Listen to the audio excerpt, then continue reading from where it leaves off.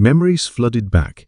Qin Zheng recalled his identity as an orphan raised by old Master Lin, always enduring the contemptuous gazes of the entire family. Lin Qingting and her sister stood high above, looking down at the collapsing Qin Zheng, uttering words of dismissal and humiliation after falsely accusing him. Collapsed and severely wounded Qin Zheng lay helplessly on the floor in shame. In unconsciousness, a dark entity with glowing eyes stood on a mountain of human bones amidst a stormy sky. With a contemptuous sneer, the dark ancestor's eyes closed and green energy surged forth. The dark ancestor made a silent declaration, his hand condensing an energy orb to pass on his bloodline.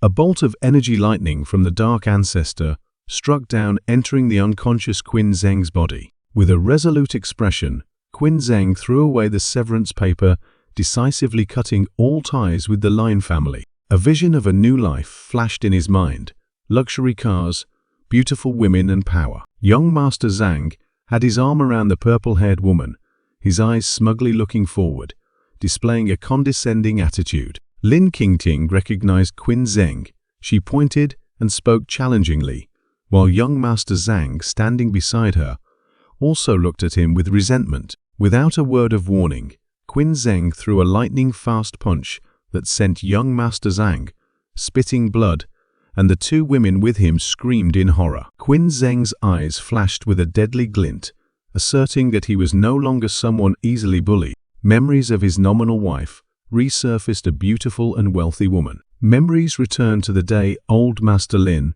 placed Qin Zheng's hand on his shoulder, marrying his granddaughter Lin Qingting to him despite her contemptuous expression.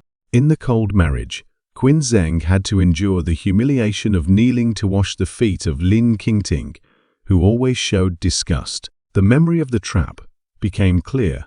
The blonde woman deliberately tore her clothes, creating a false scene to frame Qin Zheng, while Lin Qingting secretly observed. Based on that fabricated excuse, the two Lin Qingting sisters bluntly expelled Qin Zheng from the house. The hired thugs mercilessly beat the cowering Qin Zheng with wooden chairs. Beaten to a pulp, Qin Zheng collapsed into the dark abyss of despair. But that moment on the brink of death became a turning point, awakening a giant golden dragon within his consciousness. Qin Zheng's soul separated from his bruised body, terrified, as he heard a voice echoing from the void.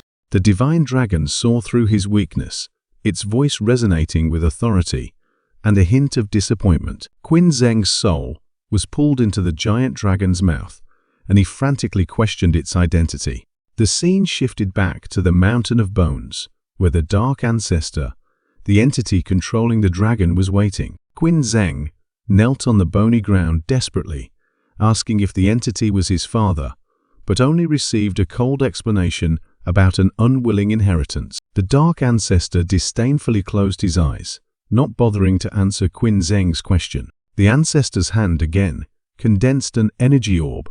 A declaration of the transmission of bloodline and power was made. The bolt of energy lightning was fired, carrying a silent expectation that Qin Zheng would not disappoint him. Qin Zheng's hands glowed brightly as he received the pure energy. Qin Zheng's entire body was engulfed in a pillar of energy flame, his body undergoing a violent transformation. Qin Zheng's consciousness vaguely returned, and he heard the voice of a maid reporting to her mistress. The mysterious woman gently raised her hand, signaling the severely injured Qin Zheng not to move. Qin Zheng woke up on the bed, holding his head, as knowledge of medicine, martial arts, and dragon bloodline flooded his mind. Su Wan stood by the bed, informing the sitting Xin Ting that the doctor had arrived and she would leave when he recovered. With a formal gesture, Shen Ting expressed his desire to know his benefactor's name so he could repay them. Su Wan was slightly surprised, realizing that his wounds had strangely disappeared. She coldly dismissed Shen Ting's offer, revealing that she saved him only for her grandfather's sake. Shen Ting looked up, his eyes full of questions at her explanation. In a fleeting memory, Su Wan shed tears witnessing her grandfather coughing violently on his sickbed, desperately praying for him to live a few more days. Returning to the present, Shen Ting offered to examine her grandfather asserting his medical knowledge. Su Wan turned to look at him with a look of doubt. In a luxurious room, Dr. Lee gave medicine to old Master Su, who was sitting in a wheelchair confidently declaring that he would be fine. To prevent an impending tragedy, Shen Ting decisively stepped forward. He and Su Wan entered the room together, Shen Ting warning that old Master Su's forehead showed signs of life-threatening danger. Challenged Dr. Lee angrily pointed at Shen Ting, asserting his reputation and declaring old Master Su was fine. Shen Ting looked directly at Dr. Lee, his sharp gaze seeming to ask if the other party dared to take responsibility if something bad happened. Shen Ting stood facing Dr. Lee, with old Master Su sitting in his wheelchair between them. Dr. Lee crossed his arms, smirking smugly, asserting that he had never misdiagnosed. Immediately, old Master Su bent over, coughing up a large mouthful of blood. He continued to cough violently. Su Wan frantically rushed to support him, questioning Dr. Lee about his earlier assertion. Dr. Lee stammered in panic, unable to explain the situation, while Su Wan urged to call an ambulance. Shen Ting's eyes became resolute.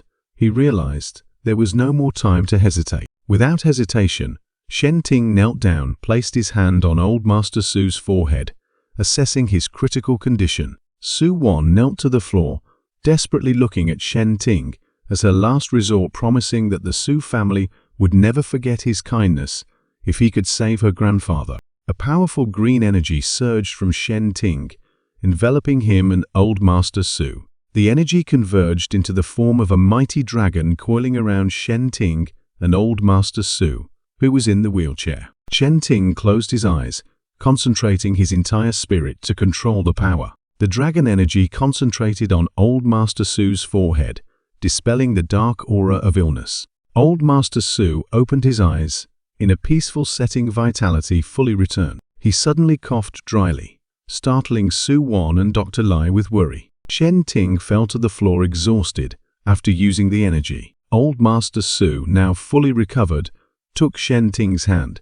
His eyes filled with gratitude and offered to repay him. Shen Ting humbly declined, stating that he was only repaying Su Wan for saving his life. Su Wan smiled gently, a clear fondness showing on her face. She stepped forward to help Shen Ting stand up, their eyes meeting. Su Wan formally introduced herself as Su Wan and confirmed his name as Shen Ting. Shen Ting nodded, secretly grateful that she remembered his name, unlike the Lion family sisters before. Su Yun turned to Shen Ting, her eyes full of worry, as she asked about her grandfather's condition. Old Master Su laughed heartily, appearing optimistic and inviting Shen Ting to stay for dinner. Shen Ting awkwardly waved his hand in refusal. Just then, his phone rang. He looked at the screen where a message from Lin Qingting appeared with contemptuous words. Shen Ting's expression turned cold, a sneer briefly crossing his lips at the message's brazenness. He turned back, raised his phone, and informed old Master Su that he had an urgent matter to attend to. Su Yan immediately offered to see him out. A red sports car sped out of the Su family mansion's gate. Meanwhile, old Master Su signaled a bodyguard in a black suit, ordering him to investigate Shen Ting's background. Shen Ting opened the door and entered an office facing the people waiting inside. Lin Qingting pointed directly at Shen Ting's face, harshly questioning where he had been. Shen Ting silently endured, his face weary from her raid. With her arms crossed, Lin Qingting coldly demanded he quickly sign the divorce papers. She smiled sinisterly, signaling that she would introduce someone to him. Lin Qingting wrapped her arm around Yang Yi's neck, provocatively introducing him as her fiancé. Shen Jing maintained an expressionless face, asserting that he didn't care about what was past. Lin Qingting slammed her hand on the table, yelling at him to sign the papers and get lost. Decisively, Shen Jing signed the divorce papers and threw them towards her. He declared that from now on, he would have no further connection to the Lion family. Shen Jing turned his back and walked away resolutely, leaving Lin Qingting screaming in anger. Just as he exited the building, he was surprised to see Su Yan waiting. He quickly walked towards her, his expression a little flustered. Shen Jing awkwardly scratched his head, apologizing for making her wait. Leaning against the sports car, Su Yan said her grandfather had just called and needed to see him. From the office window, Lin Qingjing and Yang Yi watched with disdain, believing Su Yan was just a hired actress. At the same time, at the Su family mansion, the bodyguard reported the investigation results to Old Master Su. Old Master Su pondered when he heard that Shen Jing was an orphan with no family background. His eyes became suspicious, wondering how someone with no medical experience could heal simply by laying hands. Back in his private room, Shen Jing awkwardly told Su Yan that he needed some time to prepare. Su Yan smiled understandingly, gesturing for him to take his time before leaving. The room door closed, and Shen Jing leaned against it, feeling the weight of responsibility. He squatted down, tearing at his hair in frustration over Old Master Su's incurable illness, then took a deep breath to calm himself. Shen Jing sat down to meditate, and in his mind countless ancient medical texts appeared as glowing books. His gaze focused on a particular book, its cover clearly detailing an ancient alchemy therapy. Su Yan gently stroked her grandfather's head, earnestly suggesting that Shen Jing try to treat him as a last hope. Old Master Su shook his head,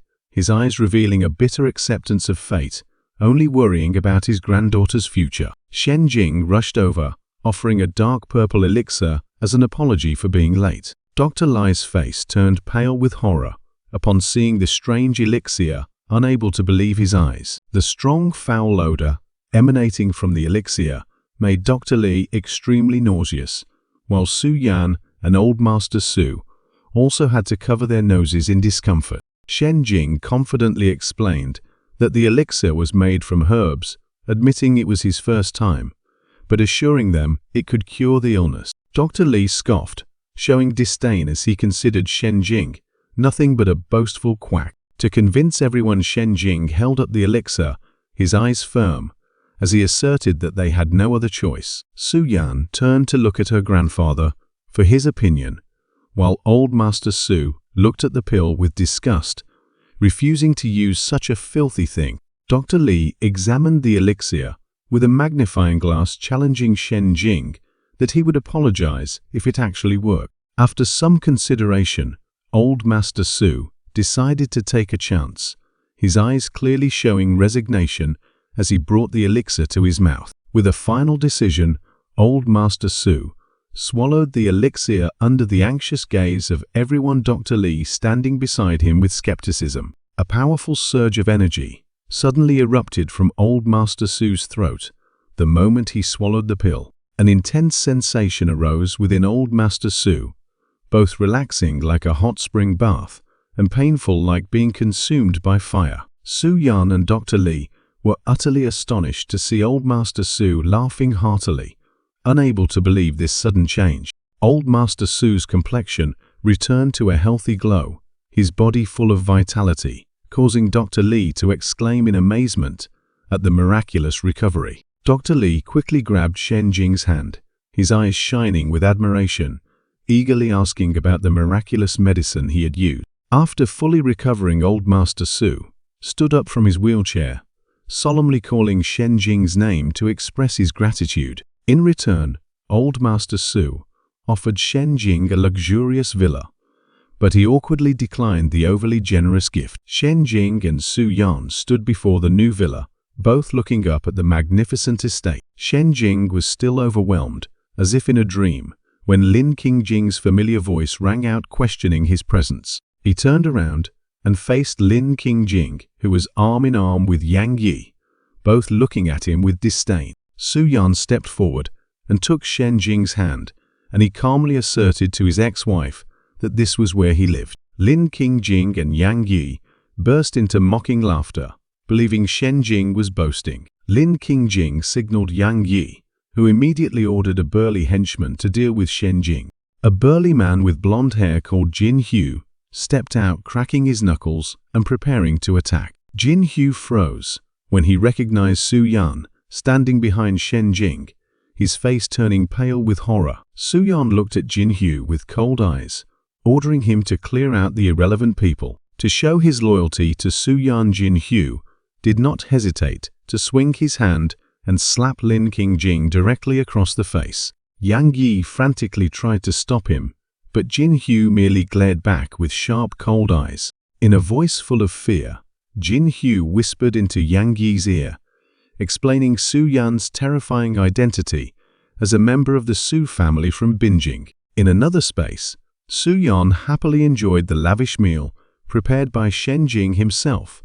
Dressed in a server's uniform, she looked at Shen Jing with admiration, expressing her awe at his cooking talent and wondering why his ex-wife had divorced someone like him. Shen Jing awkwardly scratched his head, explaining that their marriage only existed on paper, which surprised Su Yan. From Shen Jing's perspective, Su Wan appeared tall, her face flushed with a silent question in her eyes. Both were lost in awkward thoughts, wondering about the possibility of taking their relationship further. After a moment of awkwardness, both burst into laughter, happily enjoying the lavish meal Shen Jing had prepared. Su Wan looked at Shen Jing with eyes full of contemplation, smiling about an unpredictable future.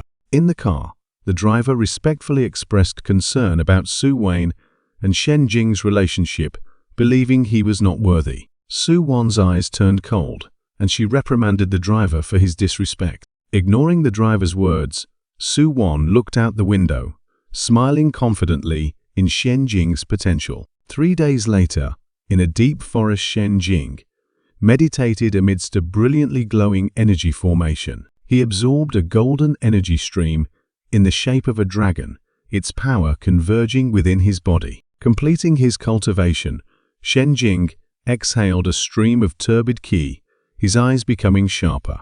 He looked out at the distant mountain range, silently thanking the formation his father left behind, which helped him progress rapidly. Shen Jing clenched his fists, realizing his current strength was still insufficient. Su Wan's image appeared in his mind, urging him to become stronger so he could propose to her. He sank into an internal panic, struggling with his inferiority complex regarding his status compared to Su Wan. Standing on a rock outcrop overlooking the city, Shen Jing resolved to rise to the top, to be worthy of her. Suddenly, he sensed someone's presence and turned around with a vigilant expression. A group of thugs led by Yang Yi blocked his path right in front of the villa gate. Yang Yi spoke mockingly, recalling the previous day's events and Jin Hu's absence. A henchman spoke up, challenging him, trying to curry favor with Yang Yi. Shen Jing calmly faced them, issuing a warning about his identity as the villa's owner and the Su family. His face turned cold, his eyes filled with menace, as he hinted at the consequences of confronting him or the Su family. The henchman became flustered, but Yang Yi squatted down, lighting a cigarette with an indifferent air. Yang Yi tossed the cigarette, growling an order for the henchman to charge, accepting all consequences. Shen Jing merely sighed softly at their foolishness. He easily grabbed the first thug's wrist, effortlessly neutralizing his attack. With a lightning-fast movement, Xin Xing delivered a devastating kick, knocking down another thug. Yang Yi furiously urged a trembling minion to continue charging forward. Just then, the phone in Yang Yi's pocket rang loudly. Yang Yi answered the call irritably, but his expression immediately changed upon hearing that old Master Lin was in critical condition at the hospital. He brushed aside Xin Xing, declaring it a family matter, and rushed away. Chen Xing watched the car speed away, his heart heavy as he recalled old Master Lin's kindness, deciding he couldn't just stand by. At the hospital, Lin Qingxing grabbed Dr. Li's collar, desperately demanding he perform the surgery. Yang Yi placed a large wad of cash into Dr. Li's hand, threatening him to keep old Master Lin alive at all costs until the marriage procedures were complete. Chen Xing arrived in the hospital corridor, cheerfully putting his arm around Dr. Sun and introducing him to another doctor to borrow an operating room. Dr. Sun shook hands with the bespectacled doctor, expressing gratitude for the arrangements. From a distance, Yang Yi and Lin Qingxing saw Shen Xing. Yang Yi raised a threatening fist, while Lin Qingxing looked astonished. Elsewhere, Su Yan stood pensively on the balcony, prompting old Master Su, who was in a wheelchair, to speak up and inquire. Su Yan startled and turned around awkwardly, denying her thoughts before his understanding smile. She sat down next to Old Master Su, shyly resting her chin in her hand, probing his opinion on her relationship with Shin Xing. Old Master Su looked at his granddaughter with powerful and promising eyes, asserting that he would support anyone she chose. Su Yan dreamily thought about the upcoming business meeting, an opportunity arranged for Shin Xing. Old Master Su placed a hand on his granddaughter's shoulder, affectionately asserting that this opportunity was actually for her to test that man. Su Yan's eyes gleamed with determination. She would reveal everything if Shin Xing passed the test. She stood up, her sharp gaze looking into the distance,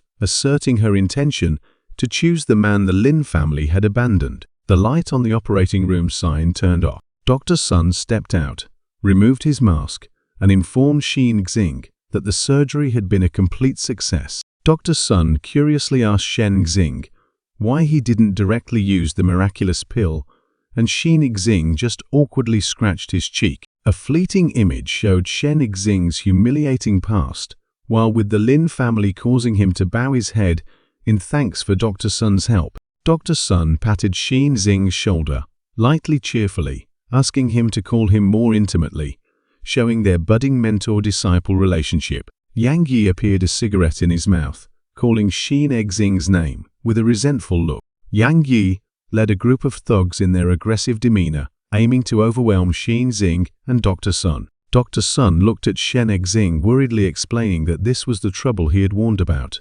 Yang Yi suddenly stopped when he recognized a large man who had just arrived, stammering out Jin Hu's name. Jin Hu patted Yang Yi's shoulder, intimately yet condescendingly, feigning surprise at seeing him there. Jin Hu completely ignored Yang Yi, walking straight to grasp Shin Xing's hand with an eager expression, leaving Yang Yi stunned. Jin Hu gestured to his black-clad bodyguards, who immediately formed a formal barrier. Yang Yi was dumbfounded, the cigarette falling from his mouth in utter bewilderment. Jin Hu bowed, inviting Shen Xing to the party, but Shin Xing coldly refused. Jin Hu's smile vanished, replaced by a grimace as his invitation was rejected. Suddenly, Jin Hu and all his bodyguards simultaneously knelt on the ground, begging for forgiveness from Shin Xing under Miss Su's command. Yang Yi turned to scold his minions when he saw them also kneeling in confusion. Shen Xing looked at the scene before him, a hint of confusion in his eyes. Realizing everything was arranged by Su Yan, Shen Xing nodded slightly, accepting the invitation. Jin Hu shed tears of joy, offering a VIP invitation card with both hands, while Yang Yi's minions secretly discussed fleeing. Yang Yi pointed at Jin Hu and Shen Xing, yelling in helplessness and anger as he saw his enemy being flattered by someone more powerful. Shen Xing glanced at Yang Yi with cold, sharp eyes, despising his foolishness. A man with resolute eyes pressed the phone to his ear, giving a decisive order regarding the upcoming party. The skyscraper of the Imperial Palace Hotel stood majestically, a symbol of luxury and power. In the magnificent banquet hall, Shen Xing, dressed simply, stood quietly, his gaze sweeping around in search. Xuan Hua and Xu Xiao, a luxuriously dressed couple, approached Shen Xing with condescending expressions, extending a sarcastic invitation. Shen Xing coldly turned his back, refusing their offer without explanation. Xu Xiao burst into mocking laughter, uttering scornful remarks about Shin Xing's purpose in being there. Shen Xing turned to face them, his sharp words leaving Xu Xiao stunned, her face contorting with anger. With a contemptuous smirk, Shen Xing belittled Xu Xiao's status, his eyes showing no mercy. Gong Yao hastily intervened, raising her hand to try and mediate the increasingly tense argument. Xuan Hua pulled Xu Xiao back, boasting about his relationship with Jin Hu to assert his power in this place. To prove his words, Xuan Hua stepped forward provocatively and condescendingly, lifting Gong Yao's chin. A sudden and lightning-fast punch flew out, disfiguring Xuan Hua's face and splattering blood. Gong Yao and Xu Xiao simultaneously screamed in horror, unable to believe what had just happened. Shen Exing rubbed the hand that had delivered the blow, feigning surprise, as if he had merely swung his hand by accident. He turned to Gong Yao, smiling to reassure her that no one dared to harm her, while asserting that someone like Xuan Hua deserved punishment. While Xuan Hua clutched his face in pain on the floor, Xiao angrily pointed at Shen Exing, vowing to make him pay. Hearing a call from afar, Xuan Hua joyfully lifted his head, believing his rescue had arrived to take revenge on Shen Exing. Xuan Hua's joy vanished, replaced by extreme confusion upon seeing the newcomer. Jin Hu, the person Xuan Hua had been expecting, walked past him instead and placed a hand on Shen Exing's shoulder with utmost respect and concern. The reversal of events left Xuan Hua and Xiao frozen, their faces contorting with shock and disbelief. Facing Jin Hu's cold gaze, Xuan Hua stammered an explanation in fear, trying to beg for forgiveness. Jin Hu narrowed his eyes, a cruel look, showing no room for leniency. A sudden word from Jin Hu unexpectedly sparked a glimmer of hope in Xuan Hua and Xiao, making them think they had escaped trouble. Jin Hu gestured, and a bodyguard placed a tray on the floor, forcing them to fulfill a humiliating promise. Zhu Xiao horrifyingly realized the harsh truth, her hope vanishing into thin air. In despair, Xiao knelt before Shen Exing, humbling herself to beg for his help. Shen Xing coldly turned his back and left with Jin Hu, leaving Xiao in utter humiliation. In a private room, Jin Hu respectfully presented Shen Exing with a large gift box filled with expensive items as an apology. Shen Xing ignored the wine and cigarettes, only taking the bank card with a meaningful smile. Jin Hu bowed his head, revealing his fear he was not invited to the important Su family party. His fear reaching its peak, Jin Hu burst into tears, begging Shen Xing for help, because he had offended Miss Su. To persuade Shen Exing, Jin Hu ordered his subordinate to spread out a map of a commercial district, promising to transfer its ownership to him. Shen Exing pondered the benefits, then reluctantly nodded in agreement to Jin Hu's overwhelming joy. Under the starry night sky, Shen Exing stood pensively, memories of the recent confrontation flashing through his mind. His phone lit up with a call from Old Master Lin, and Shen Xing's expression turned serious. At the hospital, Old Master Lin weakly raised the phone to his ear, beginning an important conversation with Shen Exing. Shen Exing was by the bedside, holding his frail hand, an act showing respect and attachment. Old Master Lin looked at Shen Xing, his eyes filled with gratitude and remorse for past treatments. Shen Exing bent down, gently reassuring the person who had raised him, affirming that his kindness was greater than anything. Lin Laoi began to reveal a shocking secret, that Shen Exing was not an orphan. Memories flooded back, taking the story to a beach, bathed in glorious sunset light 20 years ago. Lin Laoi, then a young fisherman, was horrified to witness an unbelievable sight. A solitary figure in black stood on the surface of the sea, feet not touching the water. The mysterious man alone faced an entire fleet of warships, his aura soaring to the sky. With a wave of his hand, he created an earth-shattering explosion, engulfing the entire fleet in a sea of fire.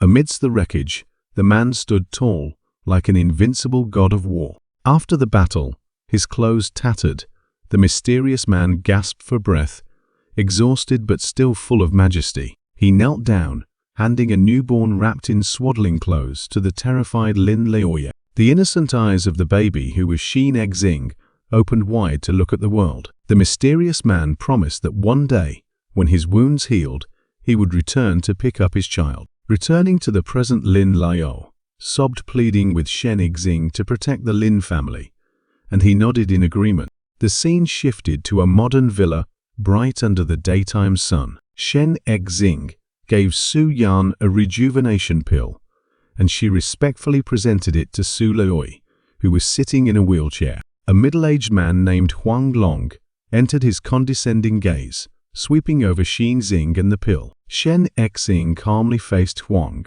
Long, introducing himself humbly. Huang Long sneered, mocking Shen Xing's unclear background and qualifications. Su Yan immediately stood up to refute, asserting that Shen Xing was the benefactor who saved her grandfather's life. Huang Long channeled a stream of yellow qi, demonstrating his power, and pointing out the abnormality in Shen Xing's aura. He smirked triumphantly, believing he had exposed a fraud. Shen Xing calmly pointed out a fatal flaw in Huang Long's own qi circulation method. Huang Long was stunned, unable to believe what he had just heard. Shen Xing gently adjusted Huang Long's posture, guiding him on the correct way to circulate qi. A powerful surge of energy suddenly erupted from Huang Long, sending him flying into the air. Huang Long landed, resuming his cultivation with a much stronger and purer qi than before. With his new power, Huang Long challenged Shen Xing to a fight, but Shen Xing merely gestured casually, inviting him. In just a moment, Shen Xing defeated Huang Long, leaving him lying unconscious on the floor, to everyone's astonishment. Su Wan anxiously checked Shen Xing's hand, and he reassured her with a confident smile. Both were startled. Su Wan pinched Shen Xing's cheek with a mix of annoyance and relief, scolding him for scaring her. Shen Xing took Su Wan's hand, his gaze gentle, promising to always be by her side so she wouldn't have to worry. Su Wan's commitment for the rest of her life stunned Shen Xing.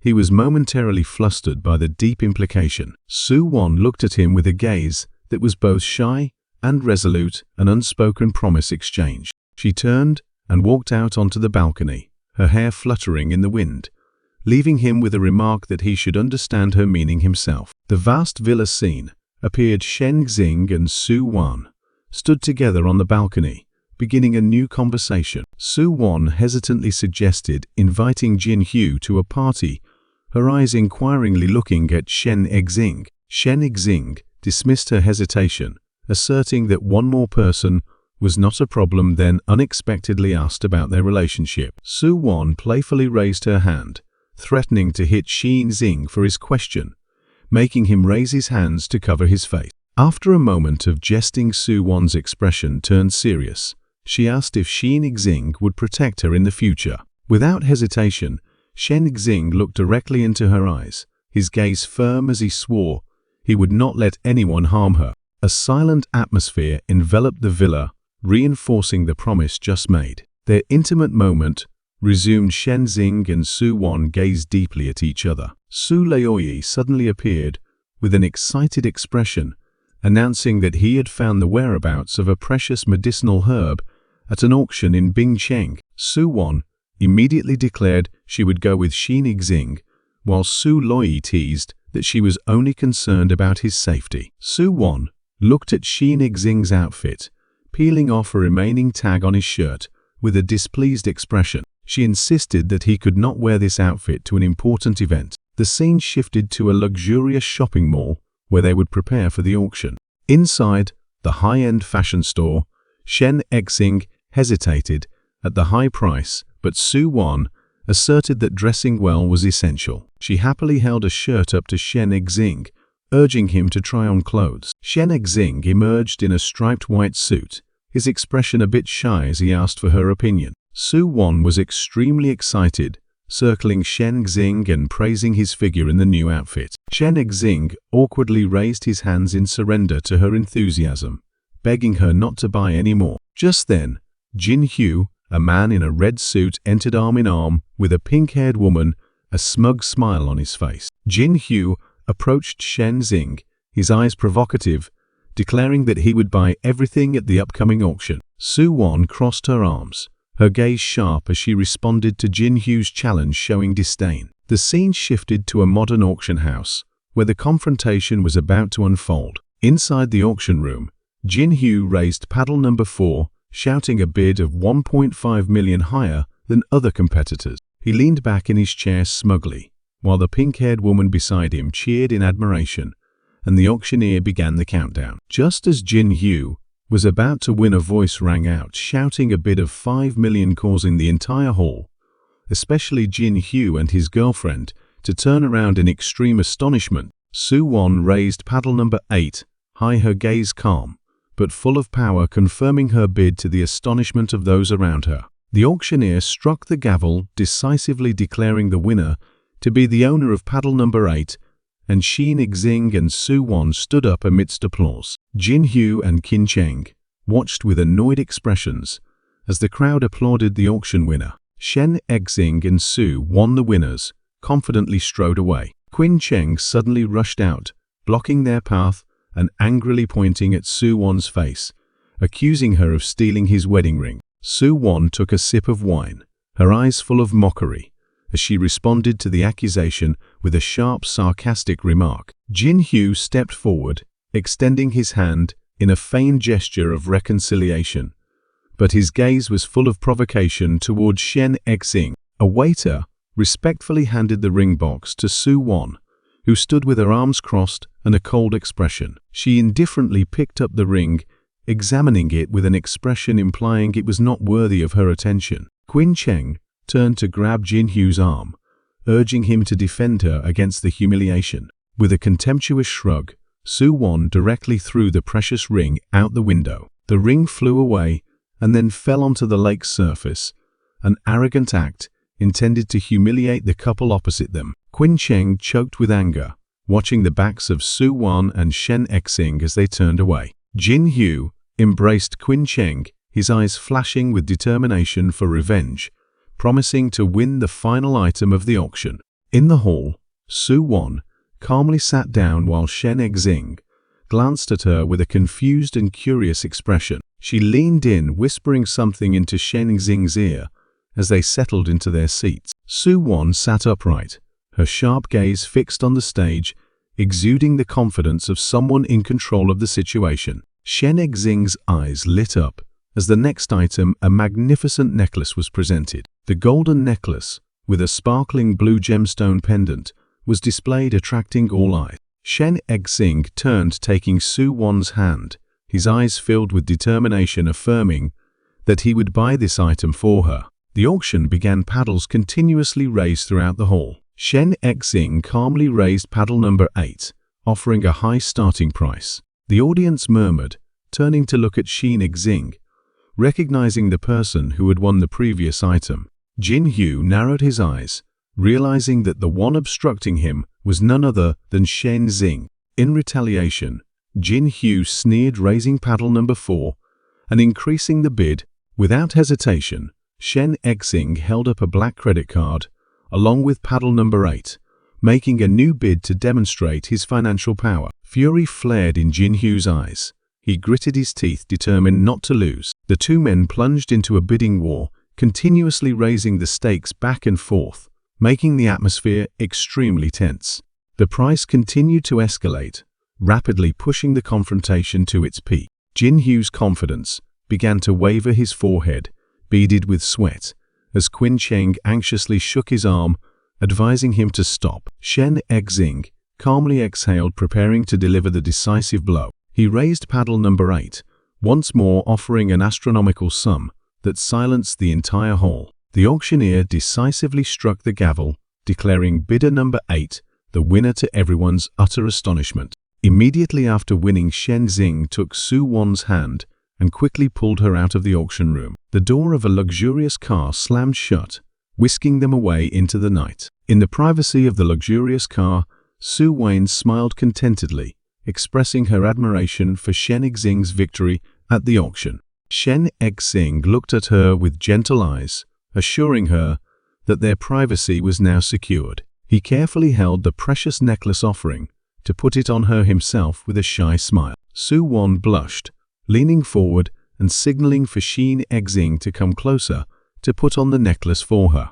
The necklace sparkled on Soo-won's neck. She happily touched it and asked for Shin Exing's opinion. Shin Exing gazed at her in rapture, his heart filled with joy at her beauty. Suddenly, Soo-won grabbed Shin Exing's tie, pulled him close, and looked directly into his eyes, asking a crucial question about their future. She gently held his hand, her eyes affirming that true love transcends all barriers of status and origin. Soo-won smiled radiantly, expressing absolute faith in the bright future of both her and Shen Exing. Shen Exing squeezed her hand tightly, his eyes filled with emotion and determination. Meanwhile, at a pond, Jin Hu and Qin Cheng looked dejected and tired, searching for the lost ring. Elsewhere under the starry night sky, a gentle breeze blew. A solitary figure sat meditating in the tranquil forest, surrounded by countless phosphorescent specks of light. He slowly opened his eyes,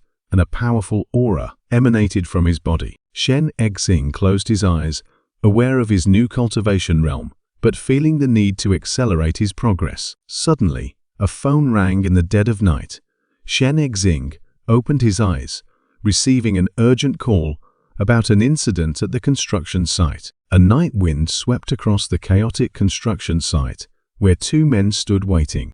Bai Qian, a feng shui master, confidently asserted that this location was excellent in terms of feng shui. However, a blond man standing next to him reported a horrific accident where the scaffolding had collapsed. The blond man's face was filled with worry.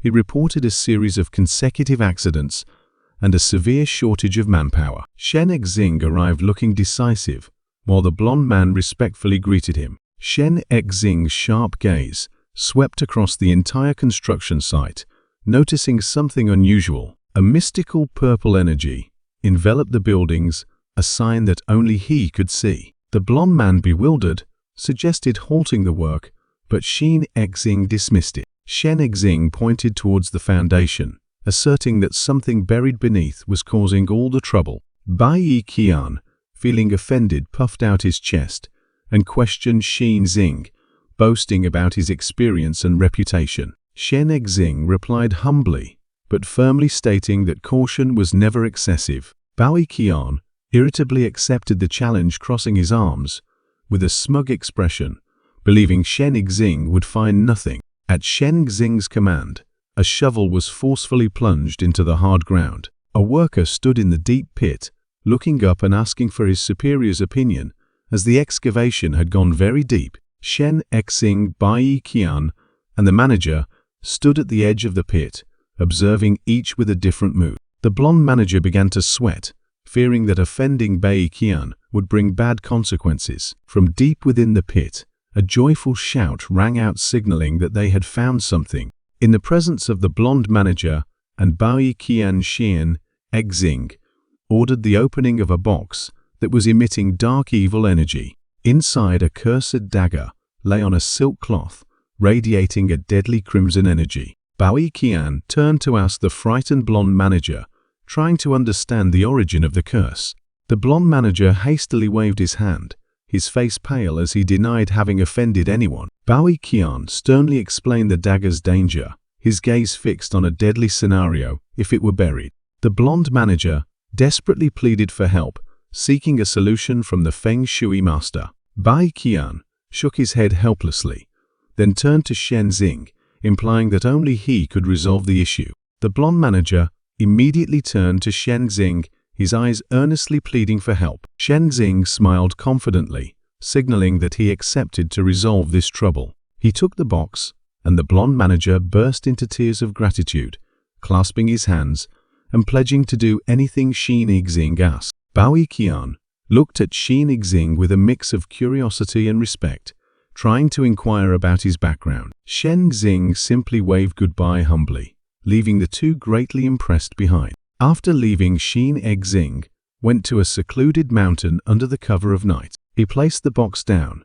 The evil energy from the dagger still surged violently in the darkness. His gaze suddenly became distant, as a fleeting memory appeared, an image of him caring for old Master Su in a wheelchair. Sitting down in a meditative posture, Shen Exing realized this dagger was an attack aimed at the Su family. To destroy the curse, he focused his energy, causing the evil dagger to shatter into pieces. The next day, at an outdoor event venue, the atmosphere was already bustling, even though the ceremony had not yet begun. A female reporter was working, announcing the important business gathering of the Su family. In the crowd, Jin Hu explained the purpose of the event to a friend, while Qin Cheng linked arms with him. Another guest was curious about a rising figure supported by the Su family. Suddenly, Qin Cheng recognized Shen Xing and approached him with a look of disdain. Shen Xing merely took a sip of wine, his eyes provocatively meeting her challenge. Qin Cheng gritted her teeth in anger at his indifferent attitude. She pointed directly at Shen Xing's face, loudly calling for bodyguards to escort him out, believing he had snuck in. A bodyguard approached, but instead of following Qin Cheng's orders, he firmly held her arm. 2 bodyguards quickly escorted the screaming and struggling Qin Cheng out of the party to restore order. Just then, Su Wan appeared. Her elegant and powerful demeanor immediately silenced all chatter. Jin Hu and others in the crowd were stunned when they heard Su Wan declare Shen Xing an honored guest. On stage, Su Wan stood beside Shen Xing, formally introducing him to all the guests. The crowd, including Qin Cheng, was completely shocked by this revelation. In a corner, Huang Long tightened the prayer beads in his hand, his eyes full of hidden meaning directed towards Shen Xing. Standing with his bodyguards, Huang Long looked at Shen Xing with interest and scrutiny.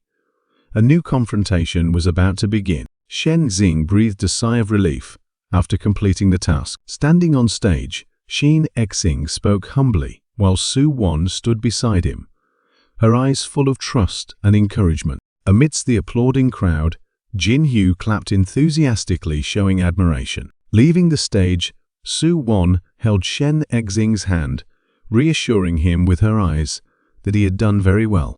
Old Master Su, seated in a wheelchair, introduced Shen Xing and Su Wan to a mustached man, Shen Quan, and his bodyguard. Shen Xing's gaze paused, a flicker of doubt appearing as he observed the newcomer. Shen Xing looked directly at Shen Quan, his eyes focused on the black beaded bracelet on the opponent's wrist, which was subtly emitting an evil aura. Dark purple energy swirled around the bracelet, signaling a deadly curse. Shen Quan angrily dismissed Shen Xing's warning, asserting that the bracelet was a lucky charm, while Shen Xing remained firm in his judgment. His rage-erupting Shen Quan roared, revealing a scar on his eyebrow. Shen Quan pointed at Shen Xing, ordering a burly red-haired bodyguard to step forward and handle the situation. Despite Old Master Su's presence, Shen Quan maintained a defiant attitude. Su Wan looked towards Shen Xing with a hint of worry, while Old Master Su maintained a calm expression. Su Wan's eyes gleamed with determination. She placed her full trust in Shen Xing's ability to overcome this challenge. With lightning-fast reflexes, Shen Xing raised his hand to block the powerful punch of the red-haired bodyguard. An invisible surge of power from Shen Xing sent the red-haired bodyguard flying backward. Dust billowed up thickly where the red-haired bodyguard fell. The red-haired bodyguard rose from the dust, receiving orders to continue the attack from Shen Quan. The bodyguard gritted his teeth, tensing his body to unleash his full power. A surge of dark fighting energy, named Exu Lai Du Ki martial arts, violently erupted from the red-haired bodyguard, engulfing the space. Shen Xing took a defensive stance, recognizing the formidable power level of his opponent. In response, Shen Xing unleashed an overwhelming golden energy vortex, swirling directly towards his opponent. Shen Xing's eyes flashed with golden lightning, focusing all his power for the attack. The red-haired bodyguard was stunned by the terrifying energy Shen Xing had just unleashed. Without hesitation, the red-haired bodyguard channeled power into his legs and charged forward. The bodyguard moved at terrifying speed, becoming a blur and then disappearing from Shen Xing's sight. Suddenly appearing right behind him, the red-haired bodyguard launched a thunderous punch aimed at Shen Xing's nape. Shen Xing spun around in an instant, raising his hand to block the lightning-fast attack. The two fists collided, creating a terrifying energy explosion that shook the ground. The shockwave pushed Shen Xing back.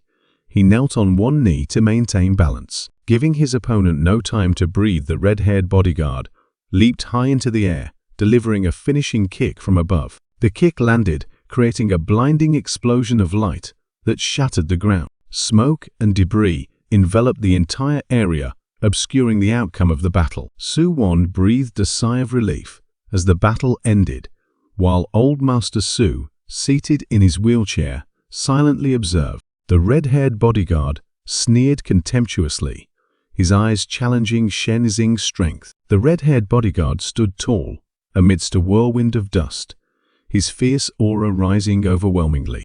A surging stream of fighting energy formed around the red-haired bodyguard's hand as he lunged to attack. To block the attack, Shen Xing countered with astonishing speed, his hand firmly gripping the red-haired bodyguard's wrist. Shen Xing looked directly at his opponent, his eyes cold, completely in control of the situation. The red-haired bodyguard roared in fury, trying to break free from Shen Xing's grip, but to no avail. A surge of golden energy flashed in Shen Xing's eyes. His latent power began to awaken. Shen Xing tightened his grip further. The tattoo on the red-haired bodyguard's arm seemed to writhe under the pressure. With a decisive movement, Shen Xing used his opponent's own strength to throw him down. The red-haired bodyguard was flung into the air, completely losing control. He screamed in pain as his body spun in the air. The red-haired bodyguard fell heavily to the ground, creating a small tremor. Su Wan handed Shen Xing a wooden box, her expression full of hidden meaning. Shen Xing stared at the box, realizing it was a memento from his father. The urge to open it was clear on his face. Su Wan gently placed her hand on Shen Xing's, her eyes advising him to calm down and find a more private place. Shen Xing understood, turning to look at her with gratitude. He nodded in agreement with Su Wan.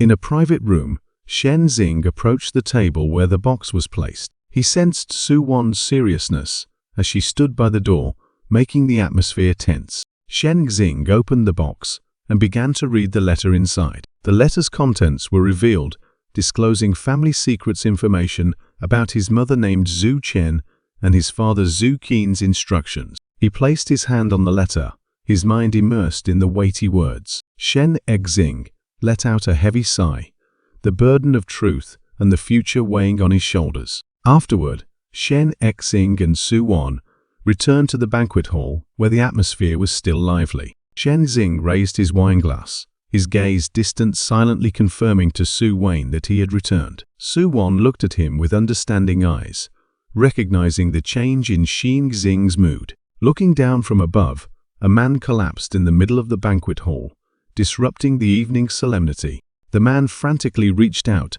pleading for help in desperation, as he reported the horrifying incident at Chen Quan's house.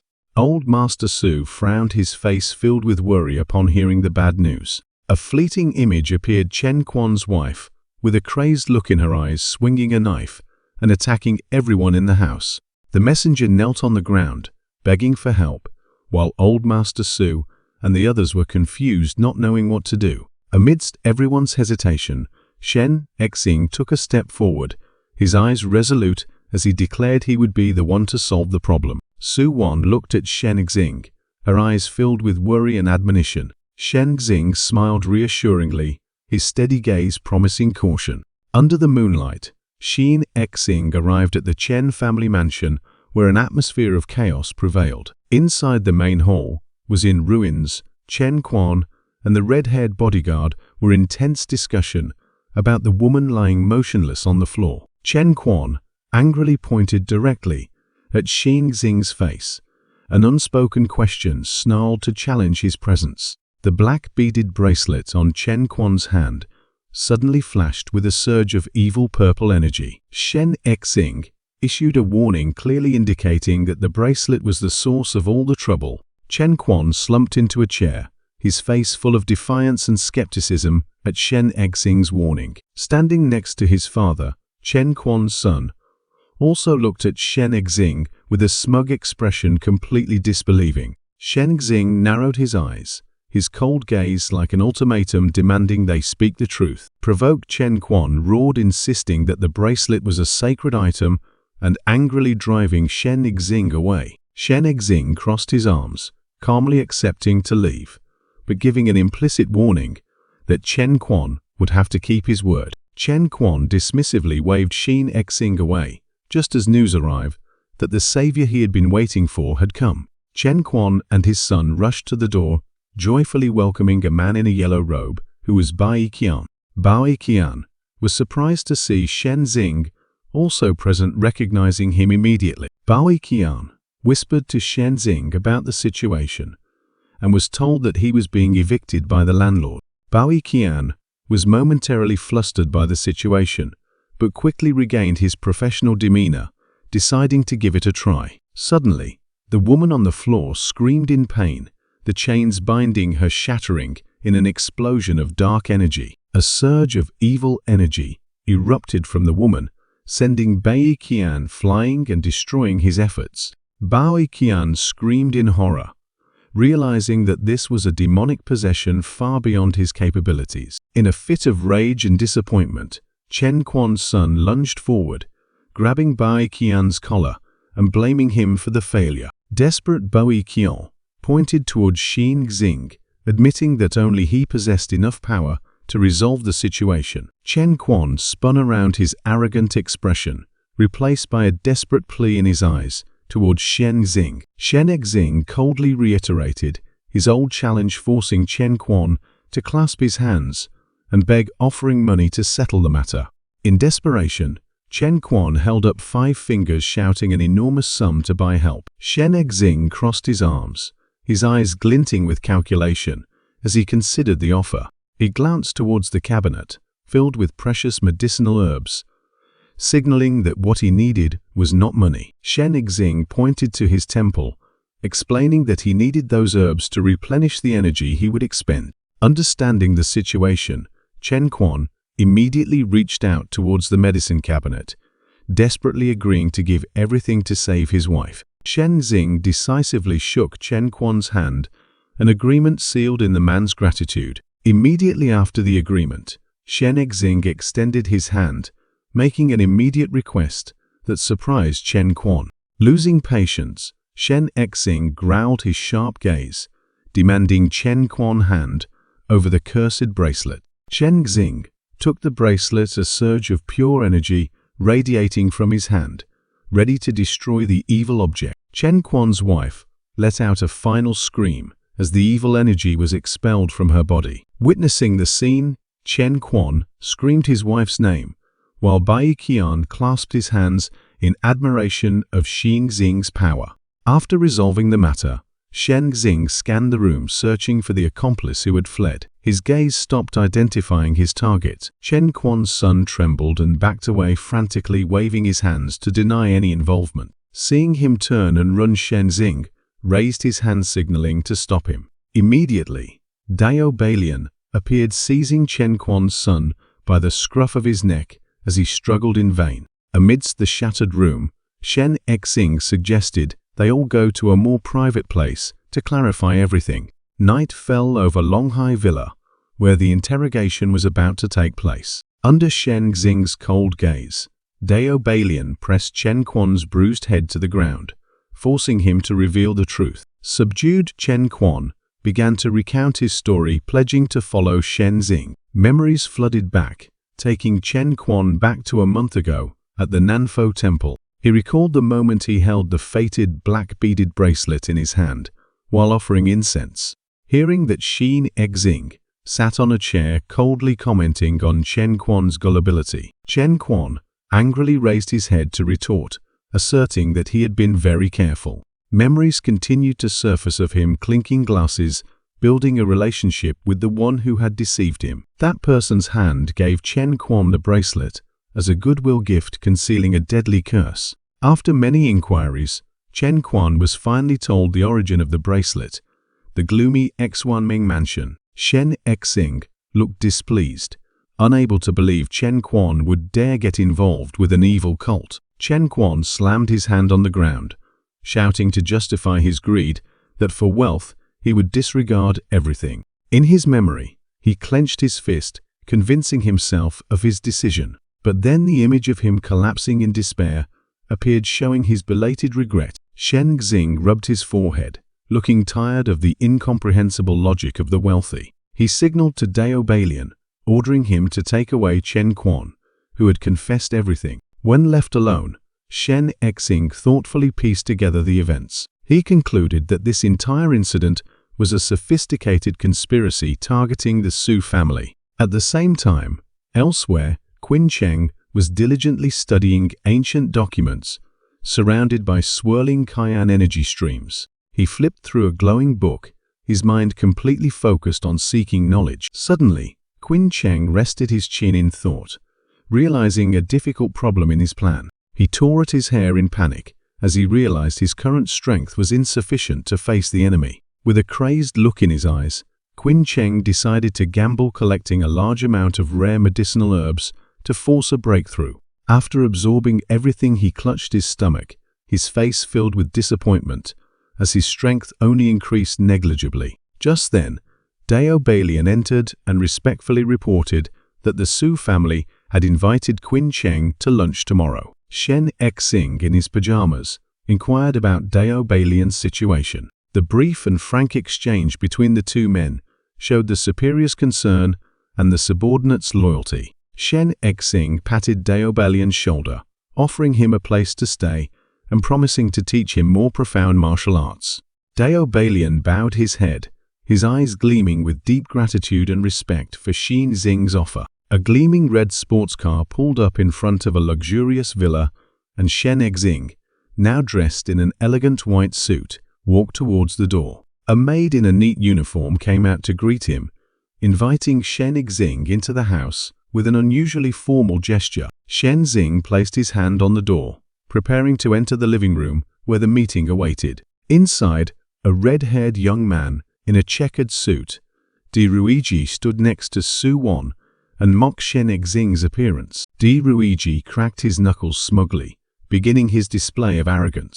He solemnly presented a long wooden box, declaring it a precious gift. In front of old Master Su, who was smiling with satisfaction, Di Ruiji opened the box, revealing a pristine white snow lotus inside. Shen Xing, hands in his pockets, coldly made a dismissive remark, likening the precious gift to a rotten radish. Without hesitation, Shen Xing opened his small box, revealing a brilliantly glowing jade-green elixir pill. The light from the elixir pill brought old Master Su extreme joy, while Di Ruiji was stunned into silence. Regaining his composure, Di Ruiji tried to save face by ridiculing Shen Xing's elixir pill as just a cheap candy. Tension escalated as the two men faced each other eyes, exchanging contemptuous remarks about each other's gifts. Suddenly, Di Ruiji grabbed Su Wan's wrist, pulling her back. He pulled Su Wan towards him,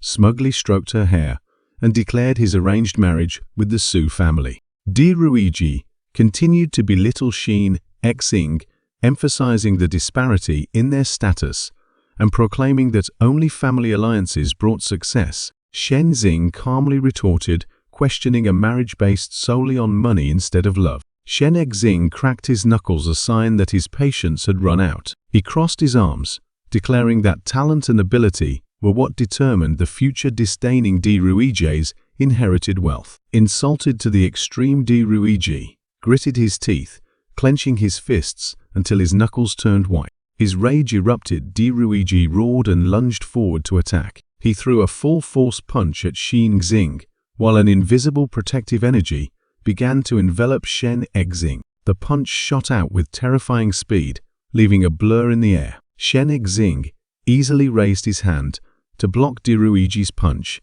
completely neutralizing the opponent's power. A blue energy surge emanated from Shen Xing's wrist, breaking the attack and causing intense pain to Di Ruiji.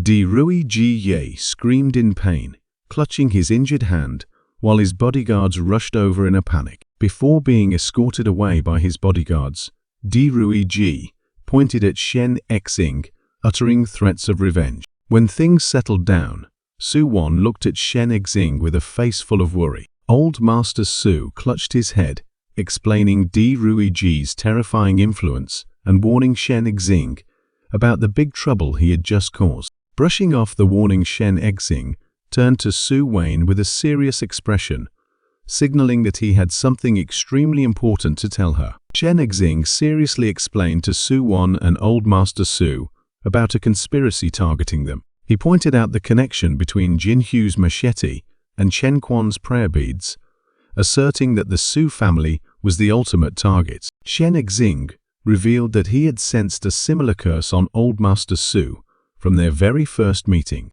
Su Wan and Old Master Su listened in silence, their expressions pensive. Suddenly, Su Wan let out a forced laugh, while Old Master Su cleared his throat, breaking the tense atmosphere. Shen Xing appeared confused by their unexpected reaction. Looking out the window, Su Wan confidently stated that no one in Bingcheng dared to touch the Su family, and that she already knew who was behind everything. She turned back, her eyes filled with worry, explaining that if they acted rashly, the consequences would be even worse than the curse. Shen Xing raised his hand, indicating his disagreement with sitting idly by and waiting for death, but Su Wan interrupted, stating that the time was not yet ripe. He looked at her skeptically, repeating the question about the right time. Su Wan began to tell her story, holding a teacup, as if to stir up memories. Inside the teacup, the image of an ancient mansion's archway slowly appeared, emitting a mystical blue light. Shen Xing gazed intently at the image, while Su Wan began to reminisce about Jingdu. She closed her eyes, sadness evident on her face. As she recalled the family's glorious past, memories flooded back, recreating the image of the magnificent archway of the Su family mansion in Jingdu. A past scene appeared, showing a young Old Master Su and Su Wan being driven out of their home by a man in a black suit. They had to rebuild everything from scratch after arriving in Bingcheng. Memories of the mysterious enemies who had attacked them resurfaced, making young Su Wan's face harden with hatred. Returning to the present, Shen Xing looked at her, his eyes resolute, promising to repay all the humiliation she had endured. Su Wan and Old Master Su remained silent, seemingly not believing the promise. Su Wan's eyes blazed with hatred, and she gritted her teeth, vowing never to forget this humiliation. She swore that one day she would personally make her enemies experience similar humiliation. Her intense determination momentarily stunned even herself. Su Wan regained her composure, awkwardly saying that Shen Xing should first worry about himself. Shen Xing raised 3 fingers, making a firm promise to help her stand at the pinnacle of Jingdu within 3 years. Their eyes met, one side a powerful promise, the other astonishment. Su Wan smiled meaningfully, giving him a test. She brushed her hair, her eyes sharp, challenging him to resolve the issues with the D family on his own. Shen Xing confidently pointed to his chest, accepting the challenge without hesitation. The scene shifted to a luxurious villa, the residence of the D family. Inside, Di Ruiji was crying, tattling to his father about being beaten by Shen Xing. Di Ruiji's father grabbed his son by the collar, sternly questioning him about the humiliation he suffered.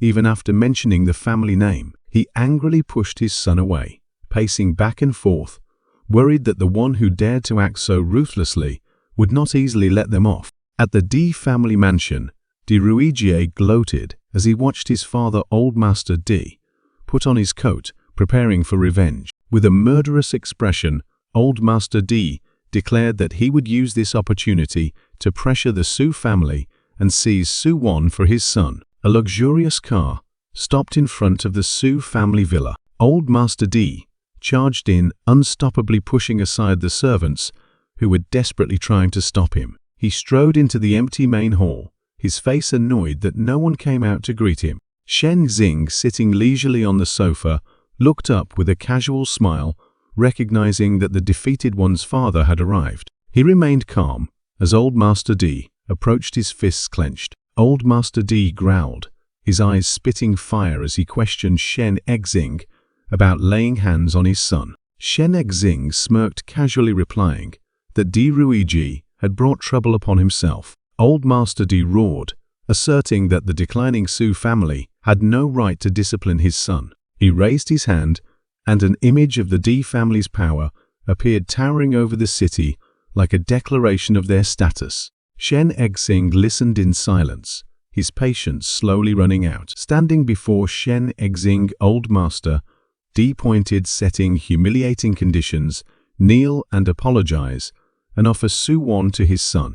A simmering rage was evident in Shen Xing's eyes, his fists clenched, knuckles turning white with anger. Shen Xing stood up coldly challenging him, asking in return about the consequences if he did not comply. Without hesitation, he snapped his fingers, unleashing an invisible stream of energy. Old Master D was stunned as a mysterious halo suddenly enveloped his head. A flash of light appeared right at his temple, signaling that the attack had hit its mark. Old Master D clutched his head, collapsing in an inexplicable, excruciating pain. Shen Exing stood there with an icy expression, forcing the arrogant man to taste the consequences of his contempt. The pain suddenly vanished, and Old Master D looked up, both bewildered and angry, believing he had been tricked. Pointing at Shen Exing, he uttered a final threat before angrily turning his back and leaving. Shen Exing smiled faintly,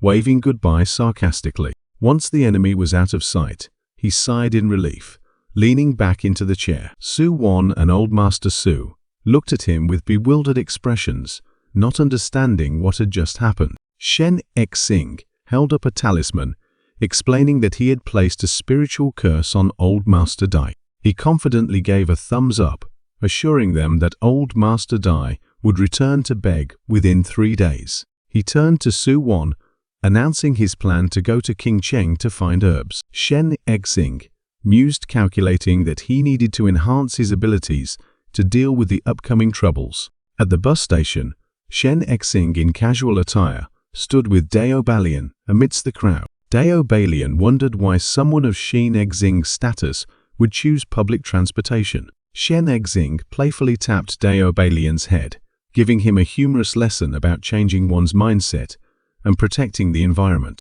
Dao Balian nodded in agreement with Shen Exing's decision. Shen Exing and Dao Balian arrived at the Yancheng bus station, preparing for their trip to King Cheng. Shen Exing's eyes gleamed with determination as he thought about the challenges ahead. On the crowded bus, Shen Exing and Dao Balian were squeezed by the crowd until their faces were distorted. The bus rolled out of the station, beginning a long journey. The journey ended at the King Cheng bus station, a new city appearing before their eyes. As soon as they got off the bus, Shen Exing bent over with motion sickness, while Dao Balian stood anxiously beside him.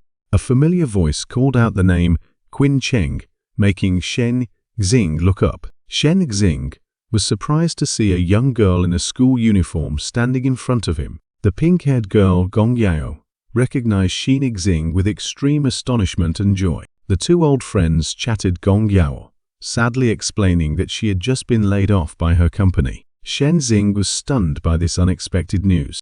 Gong Yao crossed her arms, appearing nonchalant and attributing it to her boss being too foolish. She shook her head wearily, indicating that it was a long and complicated story. Memories flooded back, and Gong Yao recalled being scolded and pointed at by her new boss, Zhang Hua, in the office. Hearing this, anger flared on Shen Exing's face, while Gong Yao quickly waved her hands to stop him. Gong Yao happily returned, boasting that her older sister had opened a company in King Cheng and that she was about to start a new job. All three cheered with joy, and Gong Yao offered her two friends a ride in her sister's car. A woman with wavy black hair and stylish attire turned around, appraising Shen Exing. Her gaze swept over Shen Exing's cheap t-shirt. Zhu Xiao, Gong Yao's sister, cast a disdainful look over Shen Exing's entire outfit, from his shoes to his worn-out pants. Gong Yao happily introduced Shen Exing as an old classmate who had helped her a lot, but Zhu Xiao only responded with a cold expression. Zhu Xiao sarcastically asked Shen Exing if he was Qin Cheng, the famous future fiancé of the Su family. She answered her own question with a sneer, then introduced her boyfriend Shay Ning, who was sitting in the car. Zhu Xiao pointed towards her luxurious SUV, ordering Shen Exing and Dao Balian to use plastic bags over their shoes so as not to dirty the car. Zhu Xiao raised her hand to warn Shen Exing, signaling him not to have any intentions towards Gong Yao. At the restaurant, Zhu Xiao ordered a series of expensive dishes to show off her wealth, despite Shen Exing indicating that they couldn't finish it all. Shen Xing could only force a smile and thank Xiao for her boasting, while Dao Balian happily gnawed on a large chicken drumstick. Shen Xing quietly observed and assessed Xiao's tough on the outside, soft on the inside personality. Xu Xiao assigned Gong Yao her first task to accompany her to a contract signing with Chairman Lai. Gong Yao was startled when she heard Chairman Li's name, as he was known to be a pervert. Xu Xiao brushed aside her sister's worries with a hardened expression, stating that in their industry, such people were not uncommon. She turned to argue with Shaining, asserting that he didn't need to accompany her to these important meetings, especially when the partner had the Di family backing them. At the dining table, Shen Xing resolutely offered to accompany Xu Xiao to deal with the Di family. Xu Xiao looked doubtful, so Shen Xing pointed towards Dao Balian, who was flexing his bulging muscles as a guarantee. Xu Xiao smiled in approval, proposed a secret agreement, and Shen Xing happily gave a thumbs up in agreement while patting Dao Balian's hand with his other hand. The scene shifted to the Aegean building in Qingcheng under a clear blue sky. In the office, Xu Xiao and Gong Yao faced Chairman Li, who was reviewing the contract with a condescending air. Chairman Li didn't look at the contract, but instead stared at Gong Yao with an intrusive gaze, asking inappropriate personal questions. Gong Yao appeared awkward and frightened by his questions. Chairman Li patted his thigh, extending an insulting invitation, asking Gong Yao to sit on his lap to discuss matters. Xu Xiao immediately stood in front of Gong Yao, her eyes sharp with disapproval of Chairman Li's indecent behavior.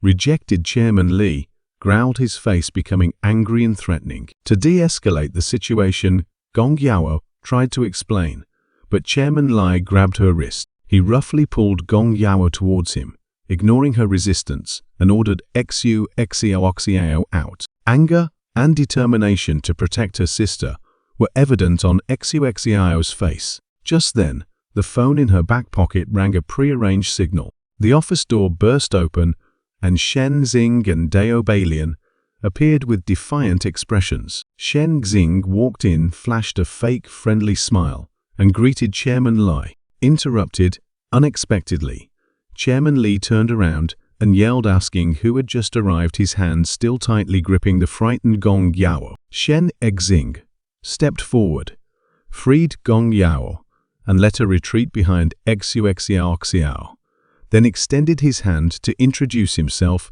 as Qin Cheng. Shen Xing squeezed Chairman Li's hand tightly, and an invisible force passed through, causing the other party pain. Chairman Li screamed in extreme pain, while Shen Xing maintained a sarcastic smile and asked about the fate between the two of them. Shen Xing released his hand, leaving Chairman Li trembling with fear. With a subservient attitude, Chairman Li hastily promised to settle the contract immediately. As Shen Xing, Xu Xiao, and Gong Yao left, Chairman Li watched them with resentful eyes. To get revenge, Chairman Li quickly messaged Old Master D, asking for help and reporting Qin Cheng's location. Elsewhere, a painful scream echoed as Old Master D frantically scratched himself in a fit of itching. Di Ruiji angrily questioned the doctor, who confirmed finding no illness on Old Master Dai. A flash of insight struck Di Ruiji as he recalled the warning about offending someone not to be trifled with. He screamed the name Qin Cheng in horror, realizing the source of the calamity. Old Master D, his face covered in scratches, howled in pain, realizing he had underestimated Qin Cheng's power. Di Ruiji desperately looked at his father, confirming that no one else could be the culprit. In extreme pain, Old Master D ordered his son to go to the Su family for help. At a luxurious mansion, Old Master Su turned around upon hearing the urgent plea for help. Old Master D collapsed to his knees, desperately begging Old Master Su to save his life. In front of Old Master Su, who was sitting in a wheelchair, Old Master Dai, with a bruised face, knelt desperately pleading for help. Old Master Su coldly sipped his tea, his judgmental gaze, looking down at the prostrate old master, clearly showing his refusal to intervene. After finishing his tea, old Master Su half closed his eyes, uttering a single name as a final instruction. Old Master D angrily stood up, ordering his bodyguards to go find someone. Old Master D's bodyguards immediately obeyed, following closely behind him. Looking at his phone, Old Master D's face contorted with hatred and helplessness. In a luxurious office, Chairman Li was hosting Shen Xing while Xu Xiao and Gong Yao observed from a distance. Chairman Li secretly put away his phone with a sinister smile. With a falsely cordial expression, Chairman Li placed his hand on Shen Xing's shoulder, inviting him to sit down. Shen Xing glanced at Chairman Li's hand on his shoulder, his eyes clearly showing discomfort and wariness. Chairman Li ostentatiously snapped his fingers.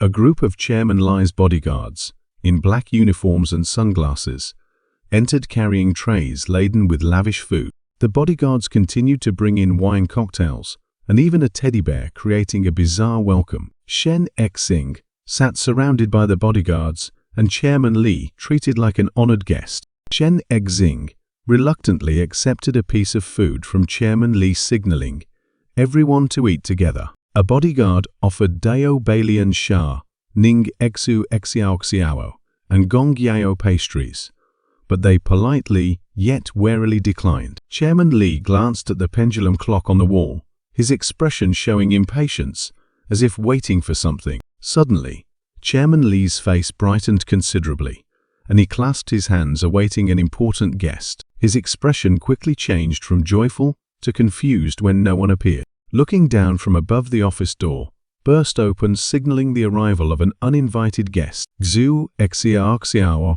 and Gong Yao stood close together, their faces filled with worry and confusion at what was happening. Meanwhile, Shen Xing calmly sat eating a slice of watermelon, completely unaffected by the tense atmosphere. Chairman Li's expression changed, and he pointed at Shen Xing with a contemptuous look, mocking his audacity. He stepped forward, pointing his finger directly at Shen Xing's face, uttering insults for daring to offend Old Master Dai. Standing on an imaginary wave, Chairman Li grandly declared his power and threatened to seize both sisters. Gong Yao fearfully huddled against Xu Xiao, who was clutching the contract with resentful eyes. The door was kicked open by a dress shoe, and Chairman Li joyfully turned around, thinking Old Master Dai had arrived to back him up. Old Master D walked in, but instead of a majestic appearance, he offered a gift box, bowing his head to beg Shen Xing. Shen Xing stood up, pointing at the stunned Chairman Li, forcing Old Master Dai to take responsibility for his subordinates. At Shen Xing's command, Chairman Li knelt down, stammering for forgiveness. Chairman Li humbly suggested tearing up the old contract to draft a new, more favorable one, while Xu Xiao and Gong Yao watched in astonishment. Shen Xing smiled with satisfaction, accepting the offer in his opponent's complete submission. Shen Xing raised a finger, signaling a change. He placed his finger on Old Master Dai's forehead, his cold gaze delivering a final warning as Old Master Dai trembled in acceptance. An emerald energy flowed from Shen Xing's fingertip, enveloping Old Master Dai's forehead. The healing energy spread throughout Old Master Dai's body, dispelling his wounds and pain. Old Master D was stunned to realize all pain had vanished, his expression shifting from astonishment to boundless joy. In gratitude, he humbly offered gift boxes to Shen Xing, who reluctantly accepted them. Old Master D clasped his hands and bowed respectfully to bid farewell to Shen Xing before leaving. As the door closed, Shen Xing breathed a sigh of relief, rubbing the back of his neck to release tension. Xu Xiao crossed her arms, looking at Shen Xing with a probing yet somewhat admiring gaze. Knowing he was Qin Cheng, she sincerely extended her hand, expressing gratitude for him saving the two sisters. Shen Xing shook her hand humbly, explaining that he was merely reciprocating Gong Yao's previous help. Hearing this, Gong Yao clutched her sister's hand, her face pouting, as Zixu Xiao prevented her from approaching Shen Exing. Shen Exing gently revealed that he already had someone in his heart. Gong Yao froze, disappointment clearly visible on her face, upon hearing his indirect rejection. Zhu Xiao turned, offering to take Xin Xing wherever he wanted to go, as a way of repayment. Shen Exing pondered for a moment, then asked about the herb auction in Qingcheng. A pink-haired young man named Shay Ning enthusiastically led Shen Exing through a bustling old street, proudly introducing the quality of the herbs there. Shay Ning raised a finger, excitedly talking about the rare medicinal herbs available at the auction. Shen Xing curiously asked about Shay Ning's knowledge, who awkwardly admitted it was his specialty. Shen Xing mischievously teased, speculating that was why someone didn't allow Shay Ning to buy herbs. In Sha Ning's mind, an image of Xu Xiao, angrily warning him not to bring any more herbs home, appeared. Sha Ning pointed forward, directing Xin Xing's attention to the magnificent auction building. Both looked up at the Qingcheng Herb Auction Center, a massive and glittering structure. Suddenly, a crowd of fans cheered excitedly for a celebrity's name. Sha Ning appeared extremely excited, while Shen Xing was bewildered, not understanding what was happening. Sha Ning turned, asking Shen Xing in surprise why he didn't know the celebrity Chu Xiyun. Amidst the crowd, Chu Xiyun, a red-haired woman with a cold demeanor, was pushing a wheelchair for an elderly man. Sha Ning raised his phone to take a picture in admiration, explaining that Chu Xiyun came here for the best herbs. Sha Ning whispered that Chu Xiyun's grandfather was gravely ill, and she came here at all costs to find a cure. He patted Xin Xing's shoulder, showing sympathy for the competition his friend was about to face. A staff member in a black suit led Xin Xing and Shay Ning into the spacious auction hall. From her seat, Chu Xiyun turned her sharp gaze, sweeping over Shen Xing, signaling an inevitable confrontation. The auctioneer introduced 100-year-old snow ginseng, preserved in a glass case, beginning the auction. Shay Ning turned to ask Shen Xing, but he merely looked forward indifferently, judging that the ginseng lacked spiritual energy and was not worth bothering with. In the front row,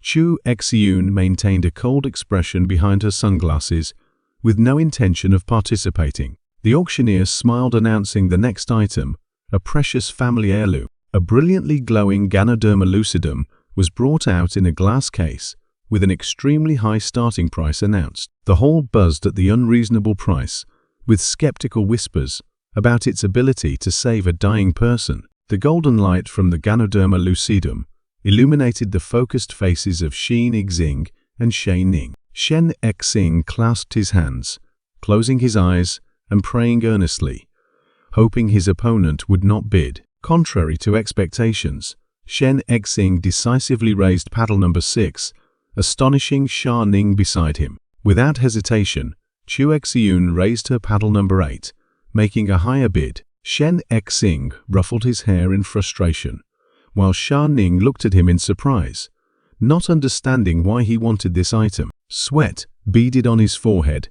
Shen Xing raised paddle number 6, high shouting a new price, making Sha Ning gasp. Chu Xiyun's sharp green eyes flashed behind her sunglasses, full of challenge. Chu Xiyun calmly raised paddle number 8, continuing to raise the price with ease. Shen Xing, with a determined expression, once again raised paddle number 6, pushing the auction to a crazy price. Chu Xiyun slightly curled her lip, showing disdain for Xin Xing's stubbornness. With a confident and challenging smile, Chu Xiyun raised paddle number 8 high, making the final bid at 100 million. Shay Ning screamed in panic and disbelief at the enormous figure just announced. Shen Xing lowered his hand, shaking his head at Shay Ning, admitting defeat and accepting that Chu Xiyun was determined to have it. Suddenly, a desperate cry came from behind, startling Shen Xing and Shay Ning, who turned around. Chu Xiyun's grandfather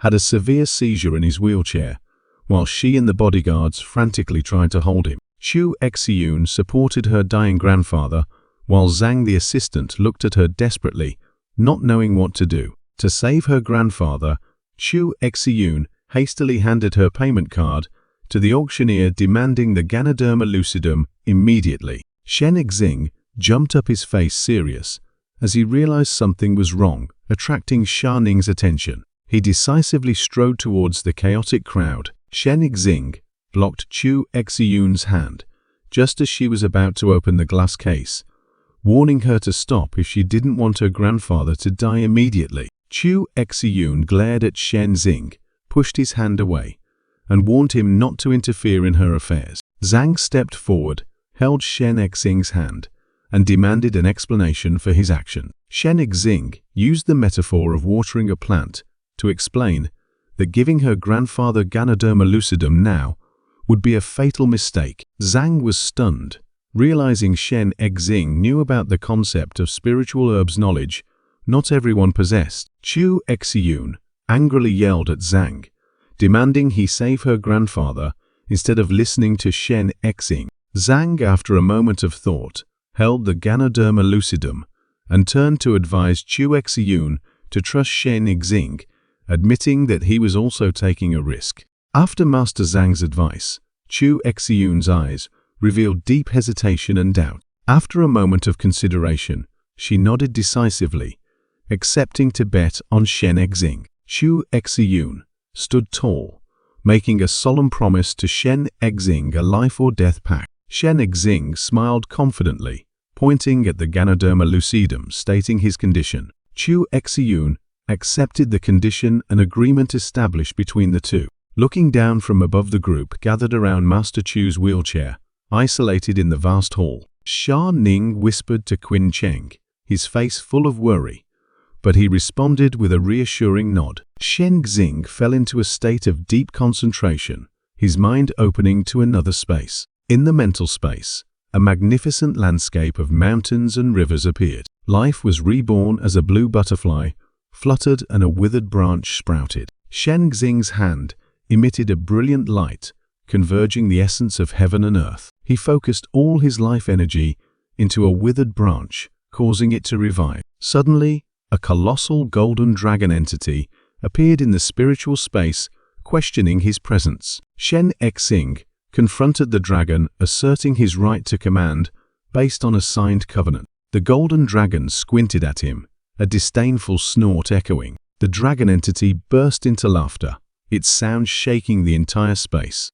The dragon recognized Shen Exing as the descendant of Ye Jingyun and decided to bestow power upon him. Shen Xing raised his hands, absorbing the immortal energy from the dragon. His hair fluttered, his eyes glowing brightly as he completed the absorption of power. To heal, a massive energy formation erupted from Shen Xing's position, enveloping the entire group. Chu Exiyun and Master Zhang simultaneously gaped, unable to believe the extraordinary sight before their eyes. Shen Exing floated in the air, arms outstretched, controlling the energy vortex beneath Master Chu. A final stream of vital energy condensed from the formation, shot directly towards Master Chu. The vital energy entered his forehead, dispelling his fatigue and illness. Shen Xing gently landed on the ground, exhaling a long breath, concluding the healing ritual. In Chu Exiyun's embrace, Master Chu opened his eyes,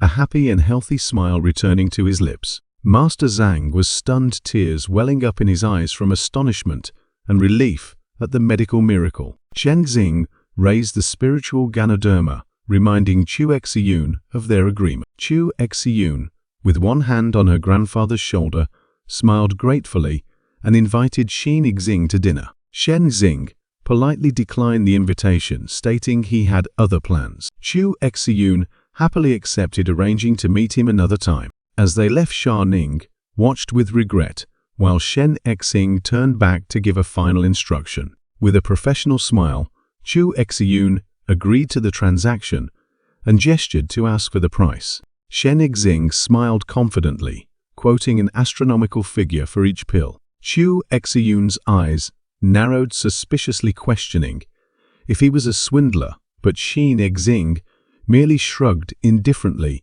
implying she could refuse. Shen Exing and Sha Ning turned and walked away. He waved goodbye provocatively, leaving Chu Exiyun standing there with an annoyed expression.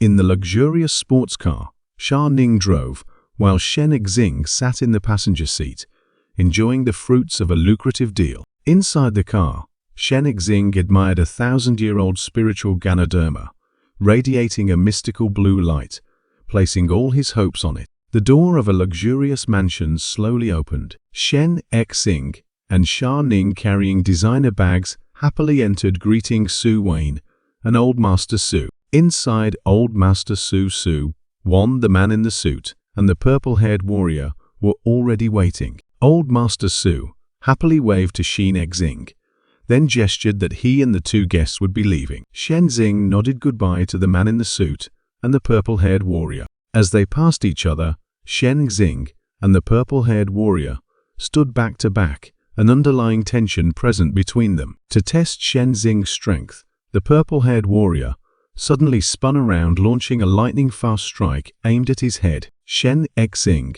reacted instantly, his hand easily blocking his opponent's attack. With a slight push, Shen Xing caused the purple-haired warrior to lose his balance. The purple-haired warrior staggered back a few steps, his face completely astonished by Shen Xing's strength. Shen Xing grabbed the purple-haired warrior's wrist, holding him back. With a sarcastic smile, Shen Exing leaned in and warned his opponent to be careful of the stairs on the way out. Afterward, Shen Exing sat down next to Old Master Su, kindly inquiring about his health. Old Master Su's expression became serious.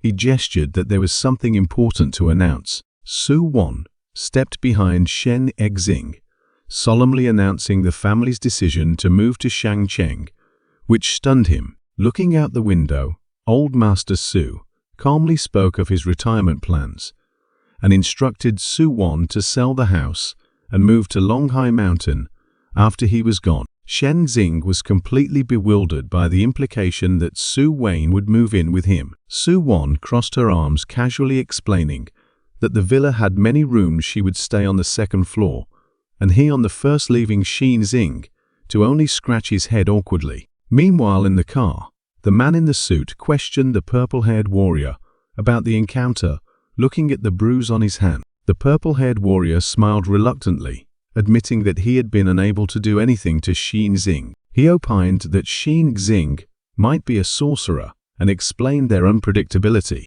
The man in the suit lost patience, snapping that it meant he couldn't fight Shen Xing. The purple-haired warrior reassured his superior, confidently asserting that once approached, sorcerers were no match for a true warrior. A sinister smile appeared on the man in the suit's face. He had decided to act as soon as Old Master Su left Bingcheng. The purple-haired warrior smirked in agreement with the plan.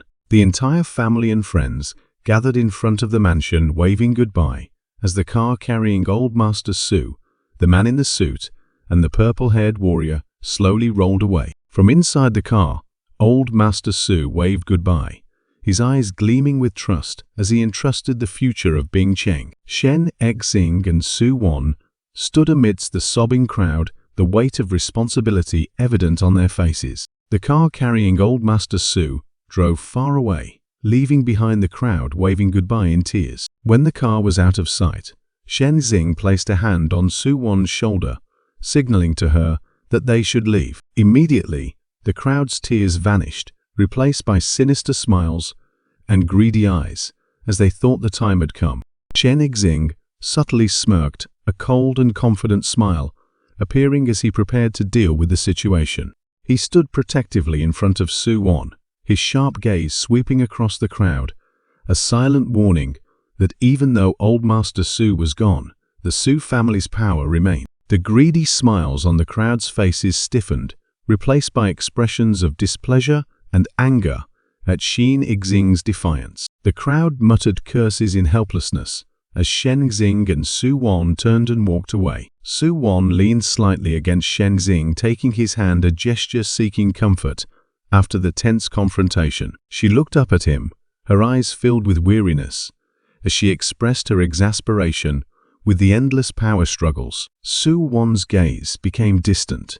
She bitterly acknowledged the cruel nature of the world they lived in, before turning away, announcing that she needed to rest. A large and luxurious villa appeared under the brilliant sunlight. In another room, Gong Yao lay sprawled on the sofa, casually scrolling on her phone next to the man in the red vest. She paused at a news item on her phone screen. Gong Yao shot up, eyes wide with astonishment, as she read the headline, "The Su family will leave Bingjiang." She turned and hugged the man in the red vest, exclaiming with joy at the news, while he also appeared surprised and excited. Gong Yao leaned close to him, a mischievous and suggestive smile playing on her lips. They looked at each other, a conspiracy tacitly agreed upon through their sinister gazes, realizing this was an opportunity to attack Qin Cheng without the Su family's obstruction. The man in the red vest licked his lips with a malicious look, his eyes indicating a cruel revenge plan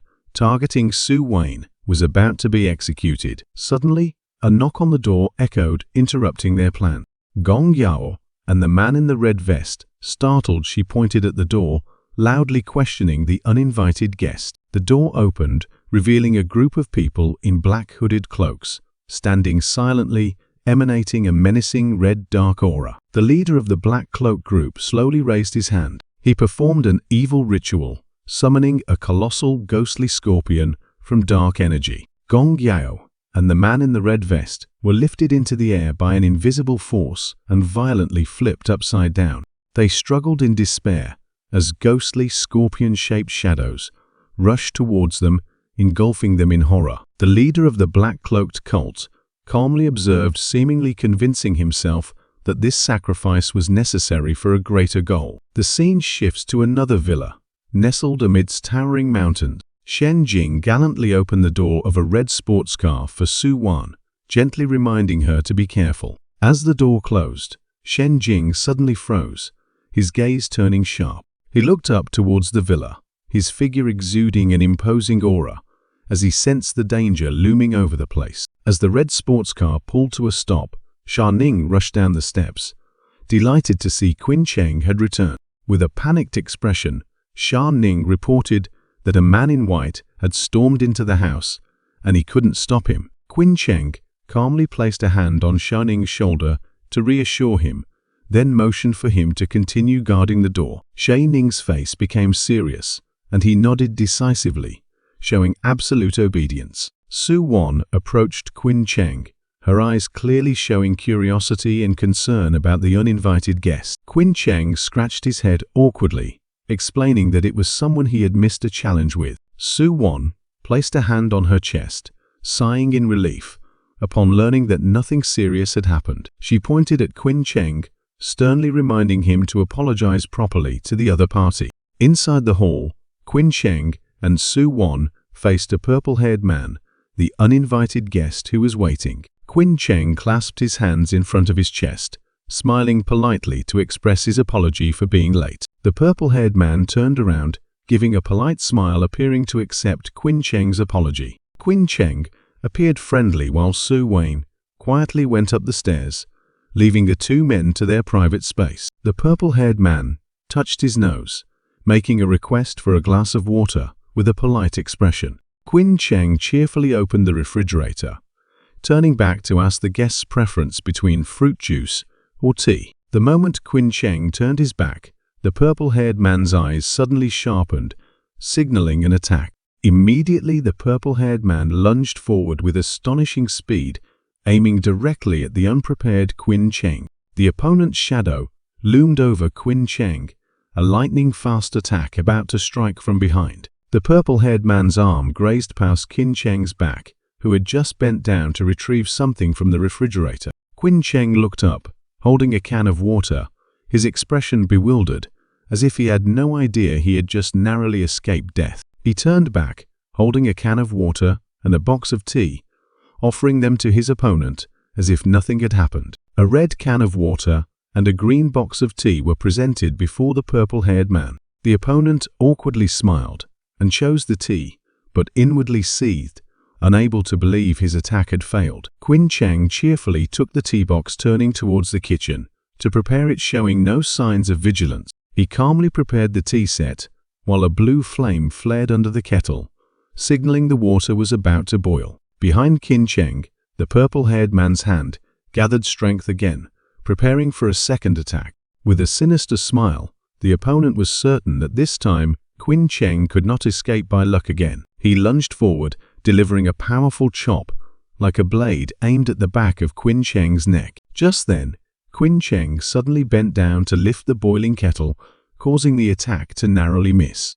Losing his balance, the purple-haired man stumbled forward, his hand accidentally hitting the hot stovetop. Qin Cheng turned back, holding a tea tray, looking at his opponent, clutching his burning hand with a mocking expression. The purple-haired man propped himself up, looking at Qin Cheng with eyes full of doubt, unable to believe this coincidence. He shook his head, reassuring himself that it was all just luck, refusing to accept Qin Cheng's true abilities. Shen Jing calmly offered tea, oblivious to the purple-haired opponent secretly hiding a dagger behind his back with the intent to assassinate. The purple-haired opponent's murderous intent reflected on the teapot as he swung his knife, while Shen Jing maintained a calm smile. A sudden idea flashed in Shen Jing's mind, and he raised his hand as if he had just remembered something. Shen Jing suddenly stood up, causing the purple-haired opponent to lose balance and crash face-first into the table, ruining his attack plan. Dazed and confused, the purple-haired opponent slumped onto the table, his entire body trembling from the unexpected impact. Shen Jing looked down at his opponent, kneeling on the floor, feigning concern as if inquiring about his condition.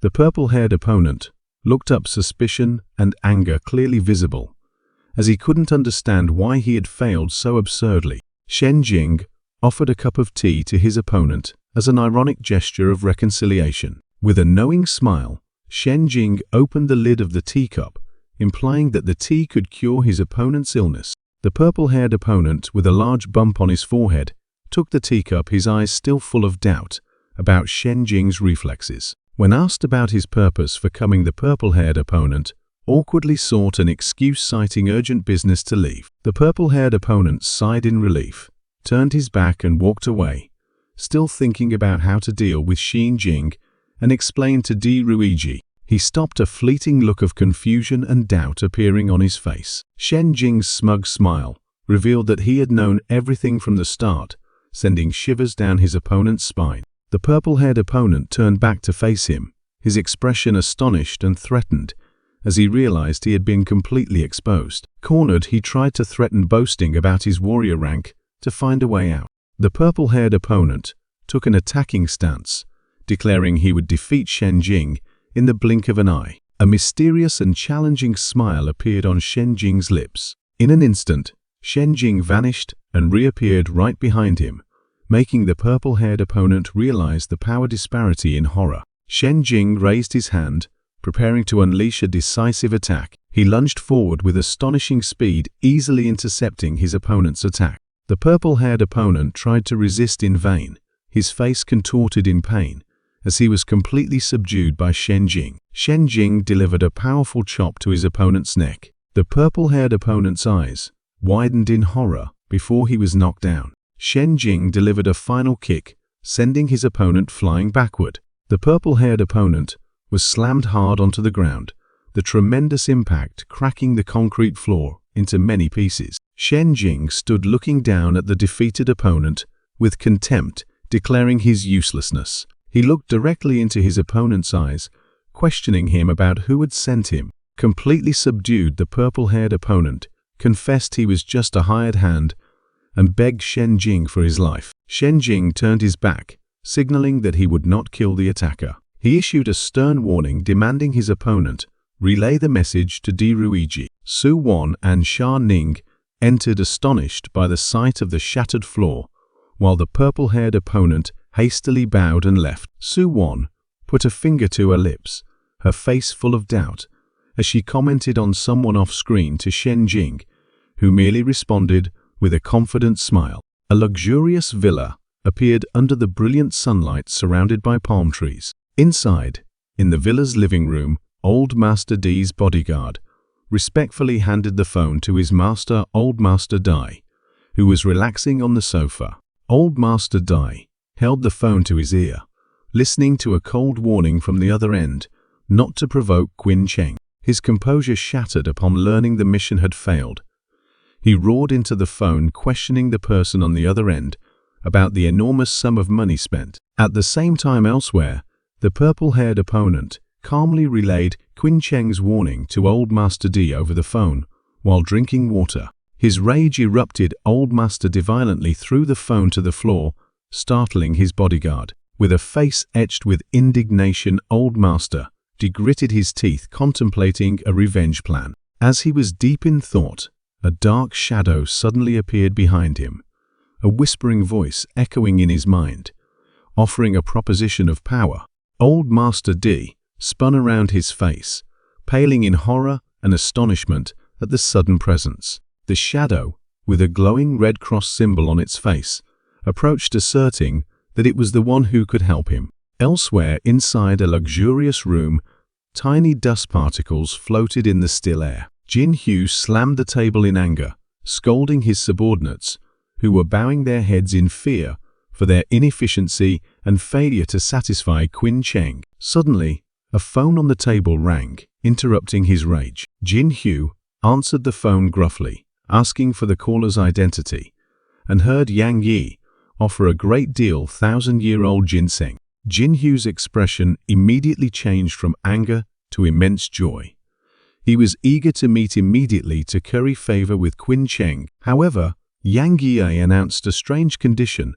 The seller wanted to meet the buyer directly, causing another intermediary, the Centipede Man, to anxiously suggest bringing Qin Cheng. The Centipede Man hung up his face, filled with worry and fear. He tremblingly handed the phone to the red-cloaked entity standing before him, stammering to ask if the plan was all right. The red-cloaked entity merely nodded coldly, appearing satisfied. Overwhelmed with terror, the Centipede Man knelt down and pleaded, grabbing the entity's cloak and offering to sacrifice both his wife and sister to spare his life. An image appeared showing two women, one with pink hair and one with blonde hair, tied up and gagged in panic. The red-cloaked entity sneered contemptuously at its minion's cowardice. It turned to the two terrified women, its eyes issuing a silent command. The red-cloaked entity then gestured for the two women to follow, beginning to execute a cruel plan. To proceed with the transaction,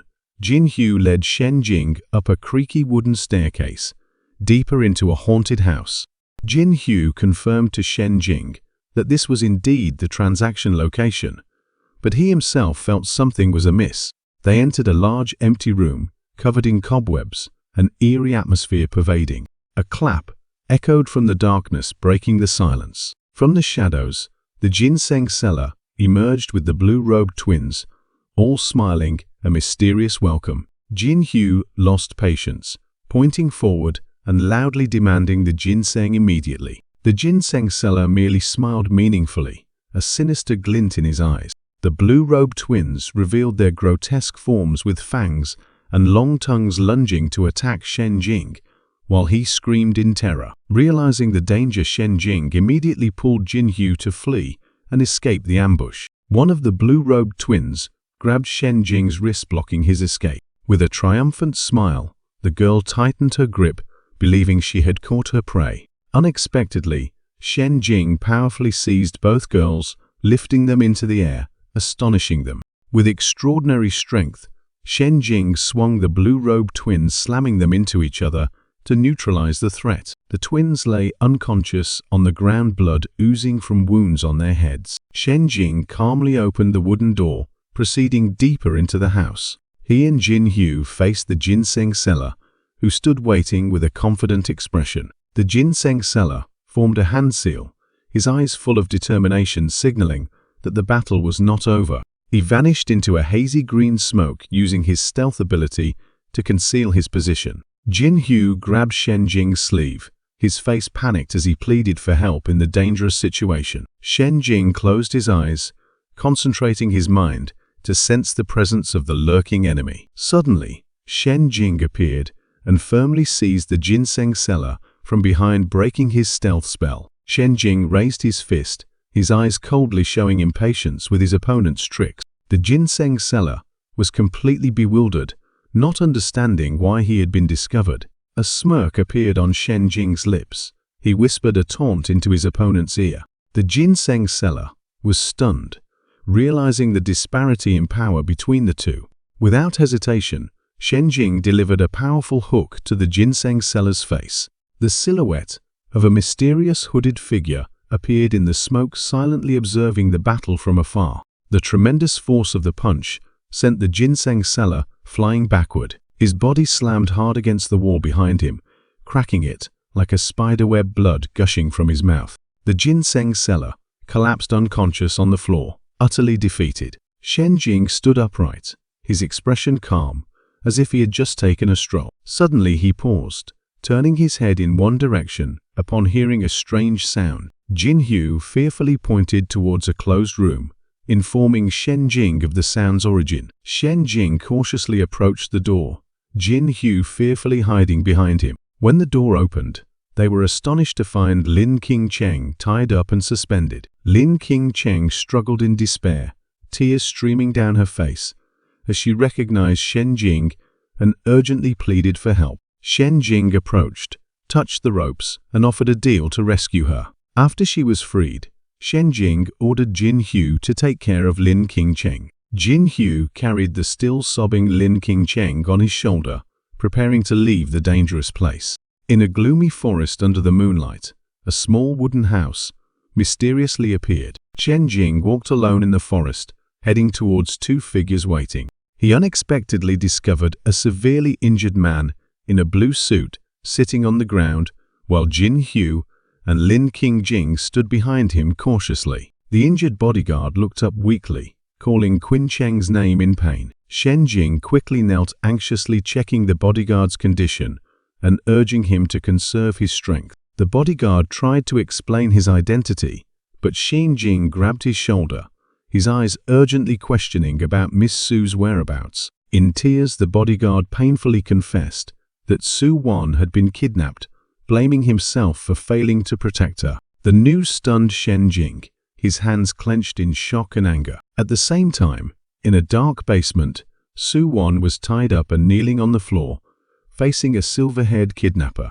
The silver-haired kidnapper disgustingly licked his lips, raising a knife before Su Wan, as if mocking her resilience. Tightly bound, Su Wan looked up at him with hateful eyes, utterly fearless, challenging him to do his worst. He used the blade to lift her chin, uttering threats to entice her cooperation. Su Wan smirked, her eyes sharp, as knives retaliating against his intimidation. Enraged by her defiance, he swung his hand and slapped her hard across the face. He grabbed her hair and yanked her head back, laughing savagely as he saw her pain. He continued to torment her, gagging her and pulling her hair while boasting about his plan to escape with the ransom. He violently threw Su Wan onto the cold floor. She lay there, her body aching, while he issued an ultimatum to her. Lying on the floor, Su Wan reassured herself that she would be safe and secretly hoped Qin Cheng would not act recklessly. The scene shifted.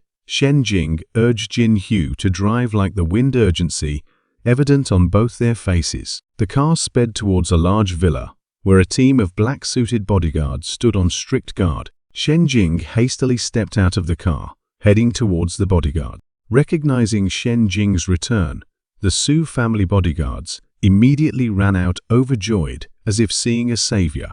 The three leading bodyguards bowed their heads in shame, collectively admitting fault for failing to protect Su Wan. Shen Jing grabbed a bodyguard's collar, his eyes coldly questioning the current situation.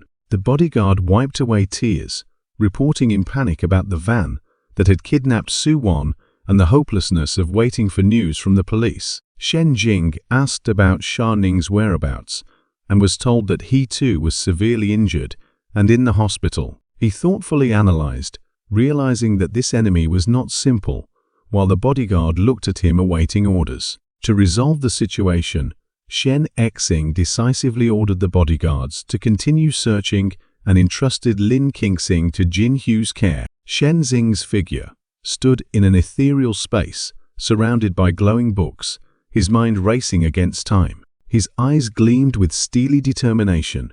He had to find the fastest way to save her. To find Su Wan at all costs, Shen Xing decided to use a dangerous forbidden art, regardless of the consequences for himself. Shen Xing's face was cold, He accepted all consequences to save the girl who had shielded him. He affirmed that a small sacrifice for her was entirely worthwhile, his eyes shining with determination. Surrounded by bodyguards, Shen Xing sat down preparing to perform a dangerous ritual. He decisively bit his thumb using fresh blood as a conduit. Raising his bleeding finger to the sky, Shen Xing began to cast the forbidden art. Mysterious golden characters swirling around him. The sacrificial blood flowed into his open palm. Dark purple magical energy erupted violently from his hand. A supernatural vision, encompassing the entire city, appeared. White streaks of light, intertwining like a giant search net. Sweat poured down his forehead. Shen Xing focused intensely, his mind sweeping through every corner of the city. He searched intently, his gaze scouring the ethereal space. Suddenly his eyes lit up. He had located her within his vision.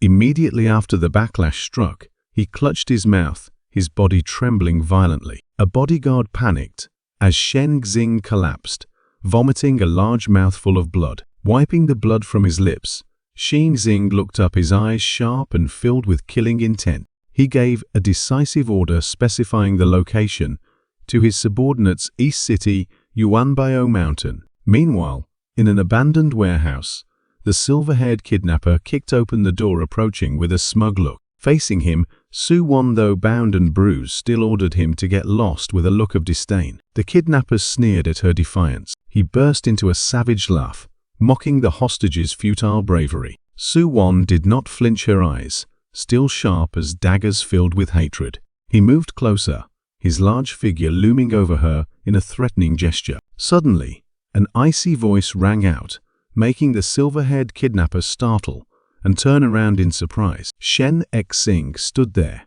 his face darkened, an invisible flame of vengeance raging fiercely behind him. The kidnapper took a step back, his smugness turning into extreme fear as he recognized the uninvited guest. Without giving him a second to react, Shen Xing lunged like a phantom, delivering a devastating hook punch to the enemy's stomach. He grabbed his hair, using terrifying strength to bend his body. He clenched his hands, preparing to end the fight. With a brutal hammer blow, he slammed his head hard onto the ground. The silver-haired kidnapper lay motionless in a deep indentation created by the impact. Shen Xing grabbed the defeated man's collar, pulled him up, and growled, interrogating him about who had given the order. Broken in both body and will, the silver-haired kidnapper weakly confessed the name Di Ruiji. He continued to beg for his life, but Shen Xing remained silent, his face icy as he realized his old enemy dared to touch his people again. Shen Xing's rage surged. He growled, questioning about Su Wan's injuries. The pressure from Shen Xing made the silver-haired kidnapper and the surrounding space seem to freeze. He dared not answer. The silver-haired kidnapper broke out in a cold sweat, stammering to find a lie. Without hesitation, Shen Xing lunged forward, his hand clamping tightly around his throat. Lifted into the air, the silver-haired kidnapper thrashed in panic, stammering pleas for his life. Shen Xing looked at him with disdain. The enemy's belated remorse did not sway him. A dry crack echoed as Shen Xing coldly delivered the blow. The pleas were too late. From the doorway, Su Wan watched in astonishment as Shen Xing stood beside the kidnapper's motionless body. Still bound, she anxiously asked if he had killed him. Shen Xing turned, his eyes icy, but his tone attempting to reassure her. He knelt down, explaining that he would only pay for his actions by spending the rest of his life in a hospital bed. The silver-haired kidnapper lay sprawled on the floor, eyes wide and unfocused, completely unconscious. Shen Xing suddenly embraced Su Wan, his face filled with regret and self-reproach for failing to protect her. Despite the pain, Su Wan managed to smile, gently reassuring him that she was fine. Shen Xing looked directly into her eyes, making an ironclad vow that this would never happen again. Su Wan gently raised her hand to caress Shen Xing's head. Her smile was radiant, showing absolute trust in his promise. Shen Xing's gaze softened, and he gently offered to take her home. Su Wan nodded in agreement, her face glowing with happiness at being safe. Meanwhile, at a villa, furious shouts echoed. The injured bodyguard, despite his numerous injuries, tried to rush out to rescue someone, but was held back by his comrades. During the struggle, a bodyguard shouted with joy upon seeing Shen, Xing, and Su Wan return. Everyone was stunned with joy and relief. Outside the gate, an ambulance was waiting, and a doctor was instructing Su Wan on applying medicine to her bruises. Lin Qingxing stepped forward, overjoyed to see both of them safe. The injured bodyguard knelt before Xin Xing crying and blaming himself for being useless, asking to be punished. Shen Xing helped him up, comforted him, and asked why he was so severely injured. Lin Qingxing suddenly remembered. She interjected and revealed that there were 2 kidnappers. She put a finger to her lips, trying to recall and describe a mysterious figure in a black cloak. The injured bodyguard confirmed Lin Qingxing's words, explaining that he had been paralyzed by a poisonous centipede bite, which led to his defeat. Shen Xing frowned, muttering the clues black cloak and centipede. A name flashed in his mind. The gloomy image of Ba-X1 Ming Villa appeared, signaling a new confrontation. Shen Xing ordered Su's bodyguards to stay and protect Su Wan, dismissing the injured bodyguard's request to follow. He patted the injured bodyguard's shoulder, assigning him the task of guarding the gate, a gesture of both trust and comfort. Outside the villa, Shen Xing cast aside complex thoughts about Diruiji, deciding to confront him later. As he was about to leave, a sudden voice called out Qin Cheng's name, making Shen Xing turn back. Lin Qingjing emerged from the shadows, raising her hand to signal a stranger. Shen Xing remained silent, his sharp gaze sweeping across the dark forest. Jin Hu stepped out of the shadows to stand beside Shen Xing, his expression tense. As he assessed the situation, Shen Xing suddenly bent down, slipping through a bush as if he had spotted his target. He dragged DKO out of his hiding place, the captive's face clearly showing horror. After a beating, DKO was tightly bound and began to reveal the whole truth in fear. Horrifying memories flooded back. A figure in a black cloak attacked his father after the mercenary failed. Through the crack in the door, DKO witnessed the mysterious individuals from X1 Meng Villa abducting his father. Pain and helplessness were evident on DKO's swollen face. He collapsed, desperately begging for his life, revealing that he was forced to kill Lin Qingjing to save his father. Jin Hu leaned close to Shen Xing's ear, proposing a daring plan, using DKO as bait to approach X1 Meng Villa. Shen Xing rejected it, deducing a flaw in the enemy's plan, feeling that something was amiss. Suddenly, a terrifying scream echoed from afar, tearing through the silent night. Both Shen Xing and Jin Hu immediately recognized it. It was Lin Qingjing's voice. They had fallen into a trap. Without a second's hesitation, Shen Xing ordered Jin Hu to stay and guard DKO, while he rushed to save the person. As DKO lost consciousness, a poisonous centipede slowly crawled out from the corner of his mouth, a gruesome sign of the mastermind. The trail through the forest blurred as a figure sped away at an astonishing pace. Shen Xing rushed forward, trusting Jin Hu and the bodyguards with the rear. His gaze sharpened, locking onto the direction of the scream. A swirling vortex of golden energy enveloped Shen Xing, his power erupting. He used an amulet, activating it to increase his speed to an extraordinary level. In a clearing, the scorpion kidnapper carried Lin Qingjing on his shoulder, mocking his unseen pursuer. Suddenly, he felt a surge of killing intent approaching, and his smug expression vanished. With the speed of lightning, Shen Xing landed on the ground, water splashing everywhere. The scorpion kidnapper spun around his face, changing color as he recognized the newcomer. He immediately turned, using Lin Qingjing as both a shield and a weapon, throwing her towards Shen Xing. Shen Xing raised his hand, a calm gesture that exuded absolute authority, judging the enemy too slow. In midair, a gigantic hand of golden energy formed, ready to crush the kidnapper. He only had time to look up in horror before the energy hand seized him tightly. Held fast, he roared, summoning a purple monster spirit for a desperate counterattack. Shen Xing raised the amulet, his eyes disdainful of his opponent's petty tricks. He activated the amulet, unleashing a dazzling bolt of lightning from the 9 heavens to purify the evil spirit. The lightning bolt shattered the bone spirit attacking Lin Qingjing, causing it to vanish with a painful shriek. Lin Qingjing, exhausted, fell forward. Shen Exing quickly grabbed her collar, pulling her up from the water. He breathed a sigh of relief, taking hold of the unconscious Lin Qingjing and declaring the battle over. He carried the girl on his shoulder, returning to the brightly lit villa in the middle of the night. Upon reaching the gate, Shen Xing gasped for breath, his strength depleted. Sweat poured down his forehead. He realized the all-night battle had drained his strength. He desperately turned towards the gate, calling out Jin Hu's name for help. A deathly silence enveloped the villa, with only Xin Xing's solitary figure standing there. He called Jin Hu's name again, a sense of unease rising within him. As he got closer, he was horrified to find all the bodyguards lying scattered on the ground, and a golden rope left behind as sign of a raid. Shen Xing's eyes turned cold, realizing that both Jin Hu and DKO had disappeared. In a panic, he called Su Wan's name, mistaking the woman he was carrying on his shoulder for her. He rushed towards the gate, uttering a fierce vow if anything had happened to Su Wan. Fear and anger erupted on Xin Xing's face. In extreme panic, he kicked open the main door, calling Su Wan's name once more. In another room, Su Wan was sound asleep on the bed. She stirred slightly in her sleep. Awakened by the noise, Su Wan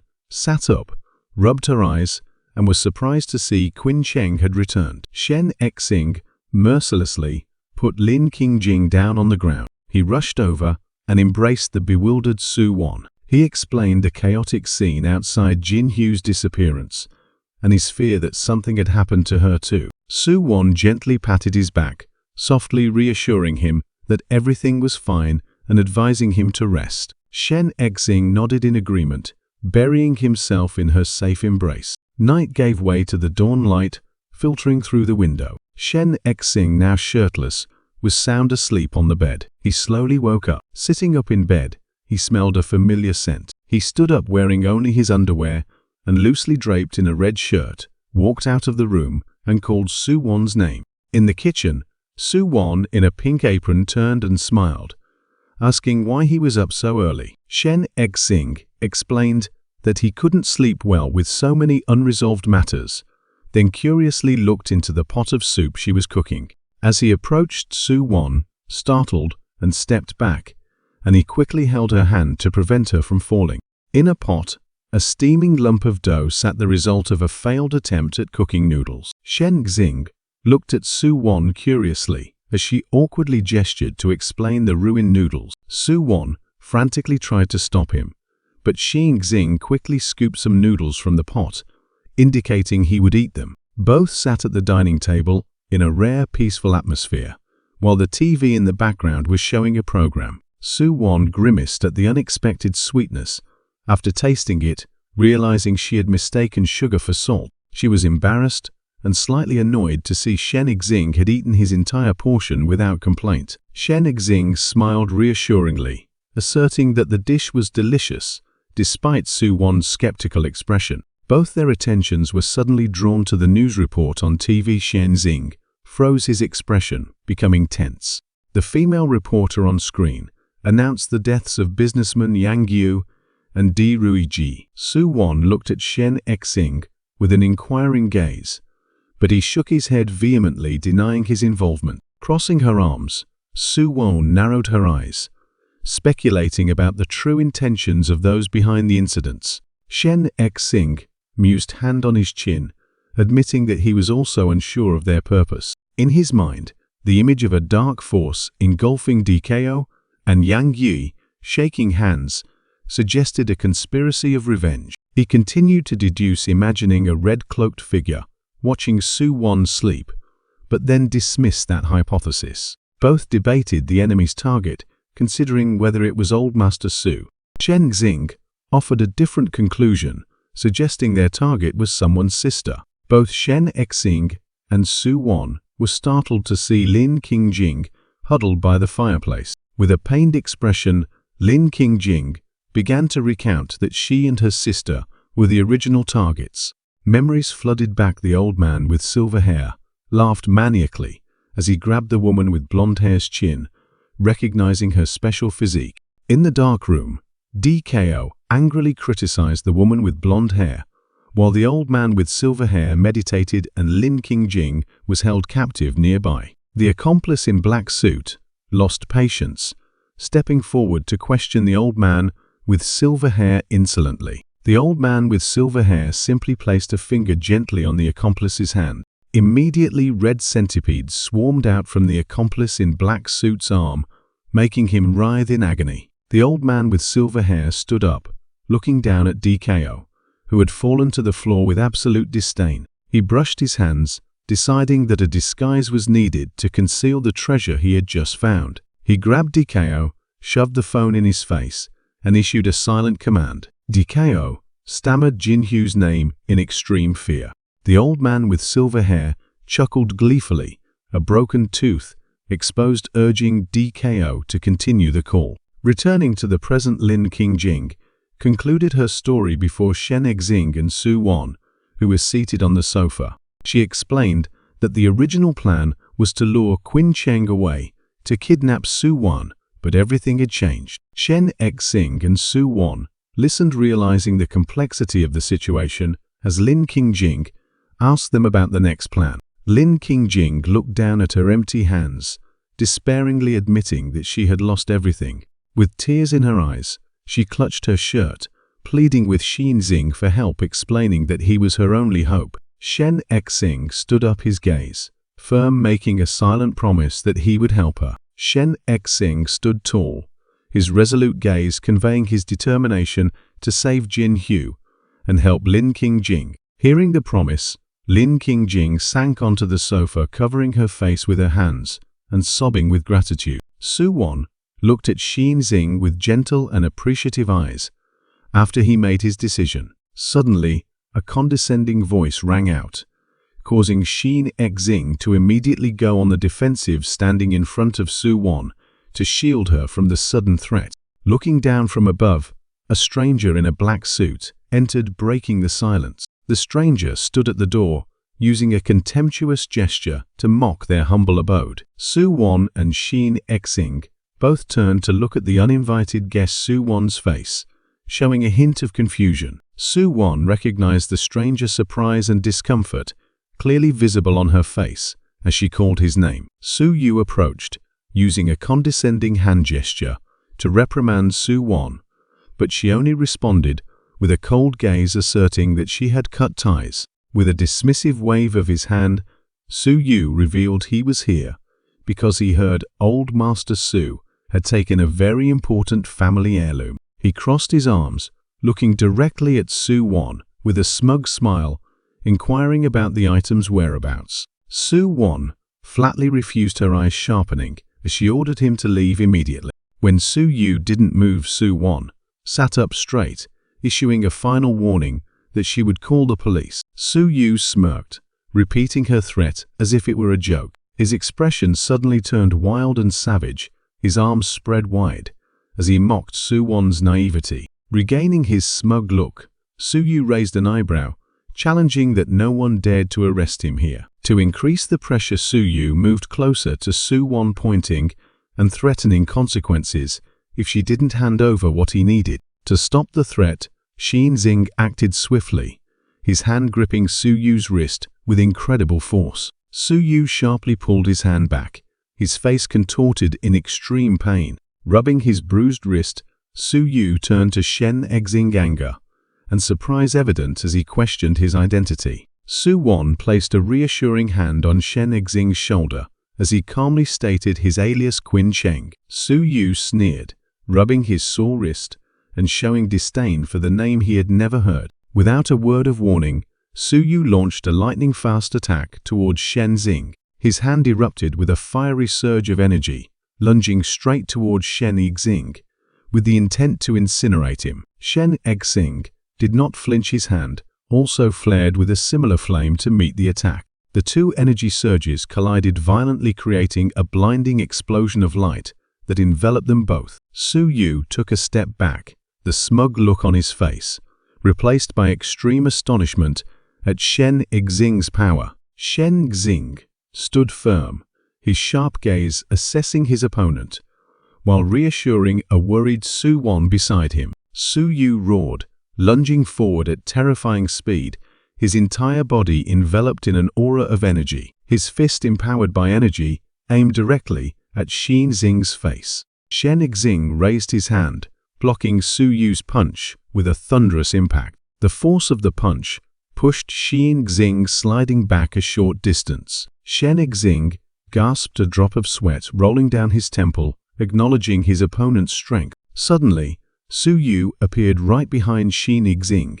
patting his shoulder with a victorious smile. Shen Xing clicked his tongue, his eyes flashing with defiance as he prepared to charge into battle. In response to the provocation, Shen Xing lunged to attack, but Su Yu easily blocked his strike. Su Yu counterattacked with a powerful blow, catching Xin Xing off guard. With terrifying force, Su Yu sent Shen Xing flying, slamming him hard onto the floor. Su Wan screamed Qin Cheng in panic, and along with Lin Qingjing, rushed towards the motionless Xin Xing. Shen Xing lay face down on the floor, raising a hand to signal everyone to stay back, trying to endure it himself. Su Wan froze her face, clearly showing extreme worry for him. Shocked by the violent scene, Lin Qingjing collapsed to the floor. Despite the blow, Shen Xing struggled to his feet, a defiant smile on his lips, showing his unwillingness to be subdued. Su Yu clapped condescendingly, acknowledging Shen Xing's resilience, but his eyes filled with disdain. Su Yu's figure loomed, exuding overwhelming authority, as he warned Shen Xing not to interfere in his affairs. Shen Xing lifted his heel, showing a mocking attitude towards Su Yu's warning. Su Wan's gaze wavered, both worried and touched by Shen Xing's courage. Shen Xing stood in front of Su Wan, his resolute gaze declaring that he would bear everything related to her. To affirm his words, Shen Xing unleashed a powerful surge of energy, ready to confront anyone who dared to harm Su Wan. Su Yu smirked, showing amusement at Xin Xing's unexpected and interesting resistance. He glanced at Shen Xing, uttering an implied threat about hating those who didn't know their place. To change the situation, Su Yu touched his finger to his chin, offering a cunning deal. Shen Xing and Su Wan looked at each other warily, trying to guess the true intention behind his offer. Su Yu confidently analyzed, pointing out that he had seen through Shen Xing's current power level. He raised two fingers, setting a specific deadline for his agreement. Su Yu issued an ultimatum: in the next 2 years in Jingdu, if Shen Xing failed, he would take Su Wan and ruin his honor. Shen Xing calmly questioned the cruelty of Su Yu's terms. With a confident smile, Shen Xing indicated his acceptance of the challenge, believing in his ability to create miracles. His mouth curved into a challenging smirk, unfazed by the threat. Su Wu outlined a glorious vision, promising a prestigious match in the capital as a reward. He extended his hand, concluding the offer with an inviting rhetorical question. To end the immediate threat, Shen Xing accepted the agreement with a decisive handshake. After the agreement was established, Su Wu announced his departure, but still had a few final words to say. Su Wu turned to Su Wan,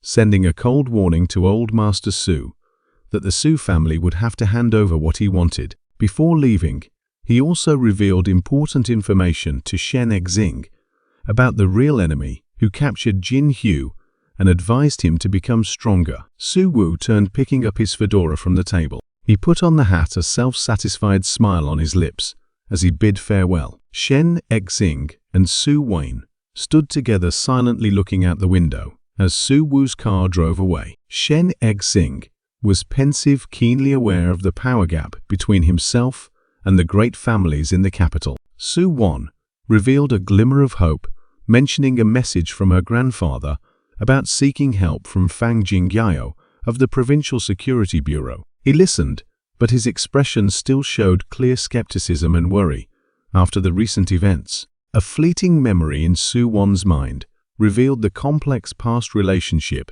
between her family Fang Jingyao and Xin Xing's current enemy, Di Ruijie. Shen Xing placed a hand on Su Wan's shoulder, reassuring her that they would handle everything themselves, while also expressing concern for those who had been hurt because of him. Suddenly, A knock on the door echoed, interrupting their conversation, making both of them vigilant. 2 officers in Provincial Security Bureau uniforms stood solemnly at the door, announcing they were sent by Director Fang Jingyao. Shen Exing and Su Wan looked at each other in surprise, not expecting the invitation to come from the very person they had just mentioned. The officers conveyed an invitation to a dinner party, their tone indicating it was an order difficult to refuse.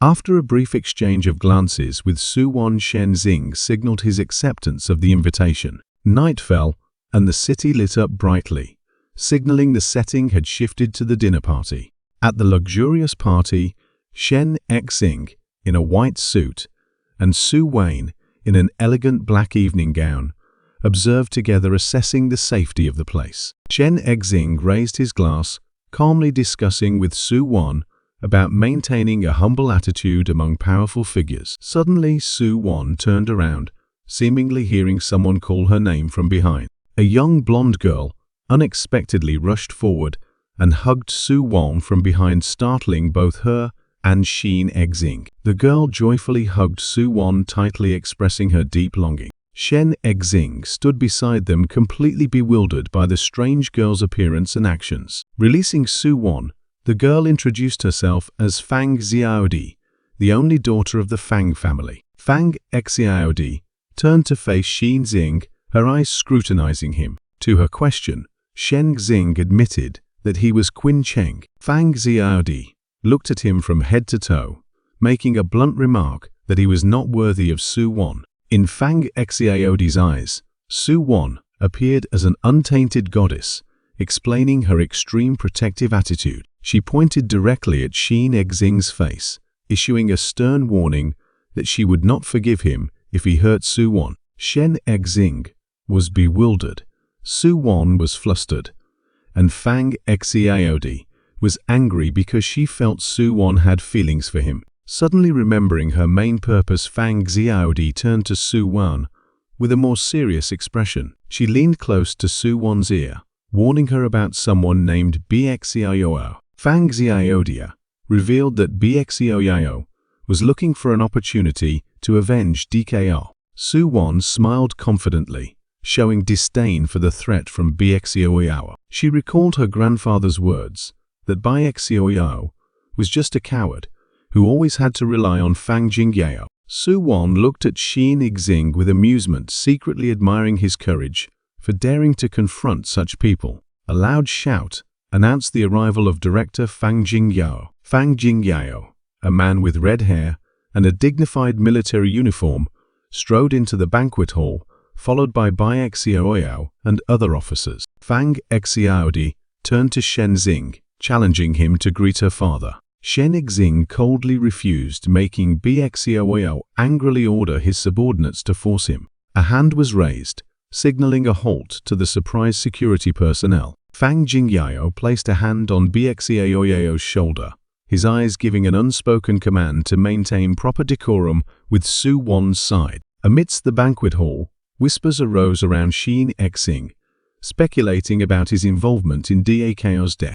Bxiao approached, reminding Shen Xing of Fang Jingyao's presence, but Shen Xing merely indifferently picked his ear. To provoke, Bxiao lunged forward, his face grim, uttering an insult about Shen Xing's background. Su Wan crossed her arms, her eyes sharp in response to Bxiao's provocation, while Fang Xiaodi mischievously stuck out her tongue to tease him from behind. Bxiao bowed awkwardly, but Su Wan questioned him about the definition of politeness that Fang Jingyao had taught. Bxiao was flustered, at a loss for how to respond to Su Wan's sharp words. Su Wan's eyes turned icy, issuing a silent command for Bxiao to show respect again. Humiliated, Bxiao gritted his teeth, suppressing his anger, his fists clenched secretly,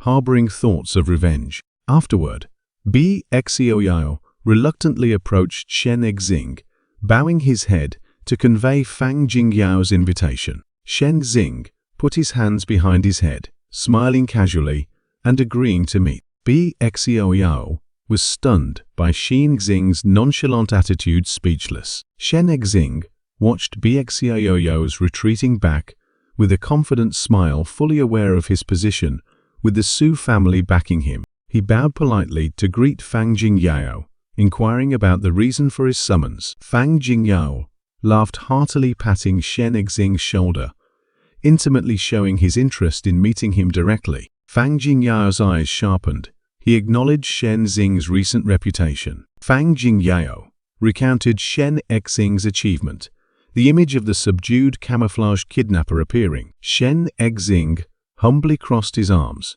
claiming that the person's surrender was merely due to listening to advice.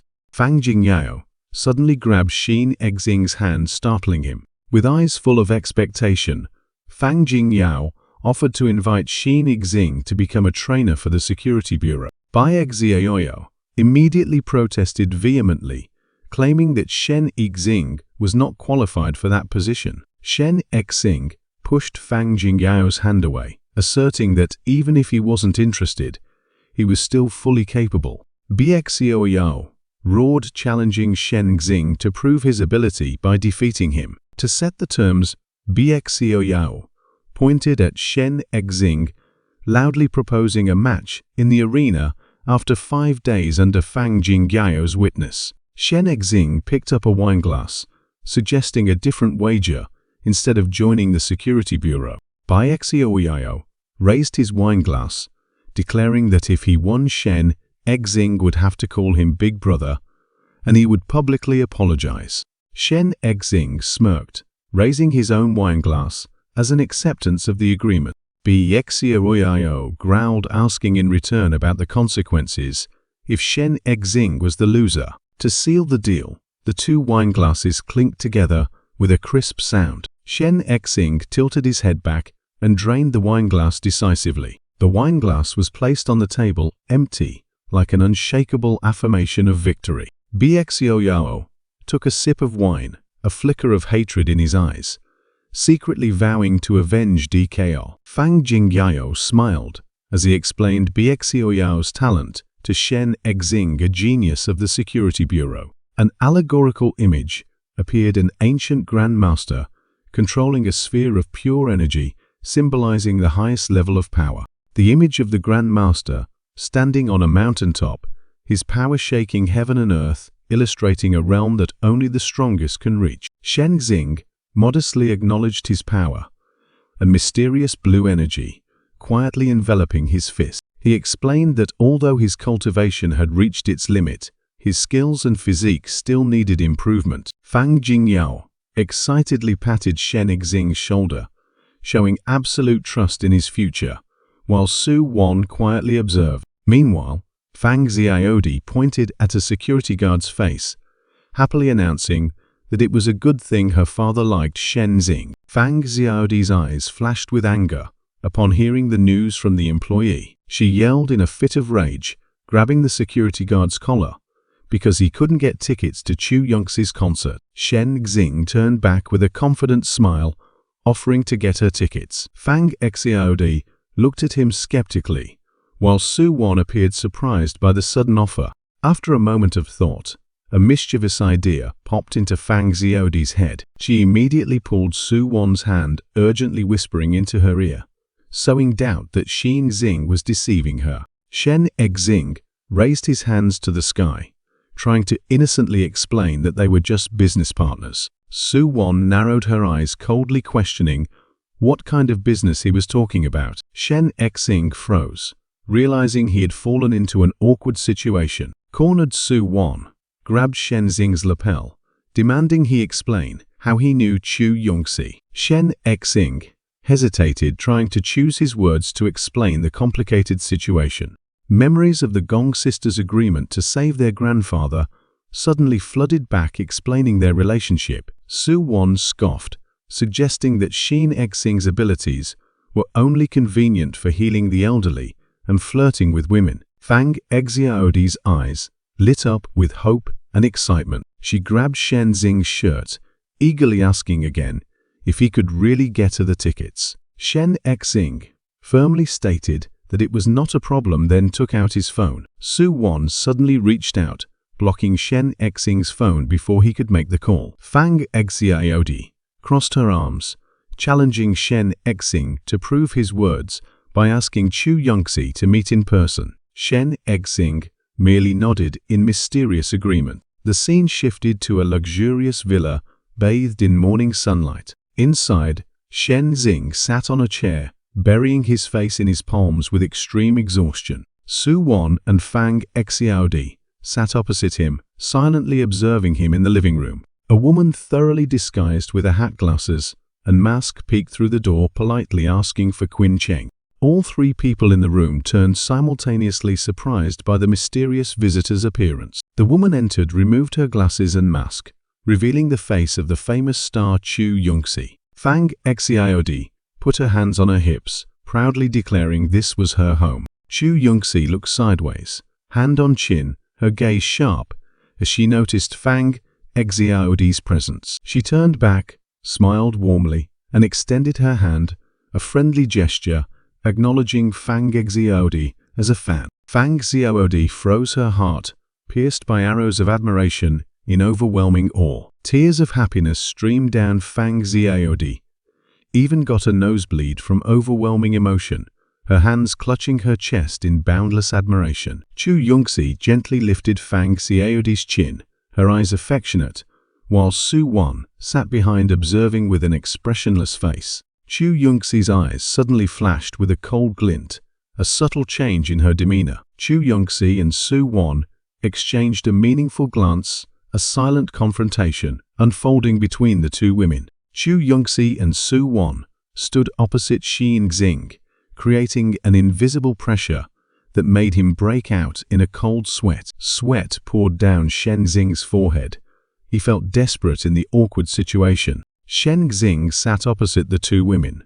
The atmosphere in the room became heavy and tense. Shen Xing suddenly had an idea to escape the situation. He decisively stood up, placed a box on the table, and gestured for Chu Yongxi to leave, trying to clearly define their business relationship. Chu Yongxi smiled provocatively, declaring that she was there for him, a subtly possessive assertion. Shen Xing impatiently waved his hand, asking her to take the item, pay, and leave to avoid further misunderstanding. Chu Yongxi's eyes flashed with understanding.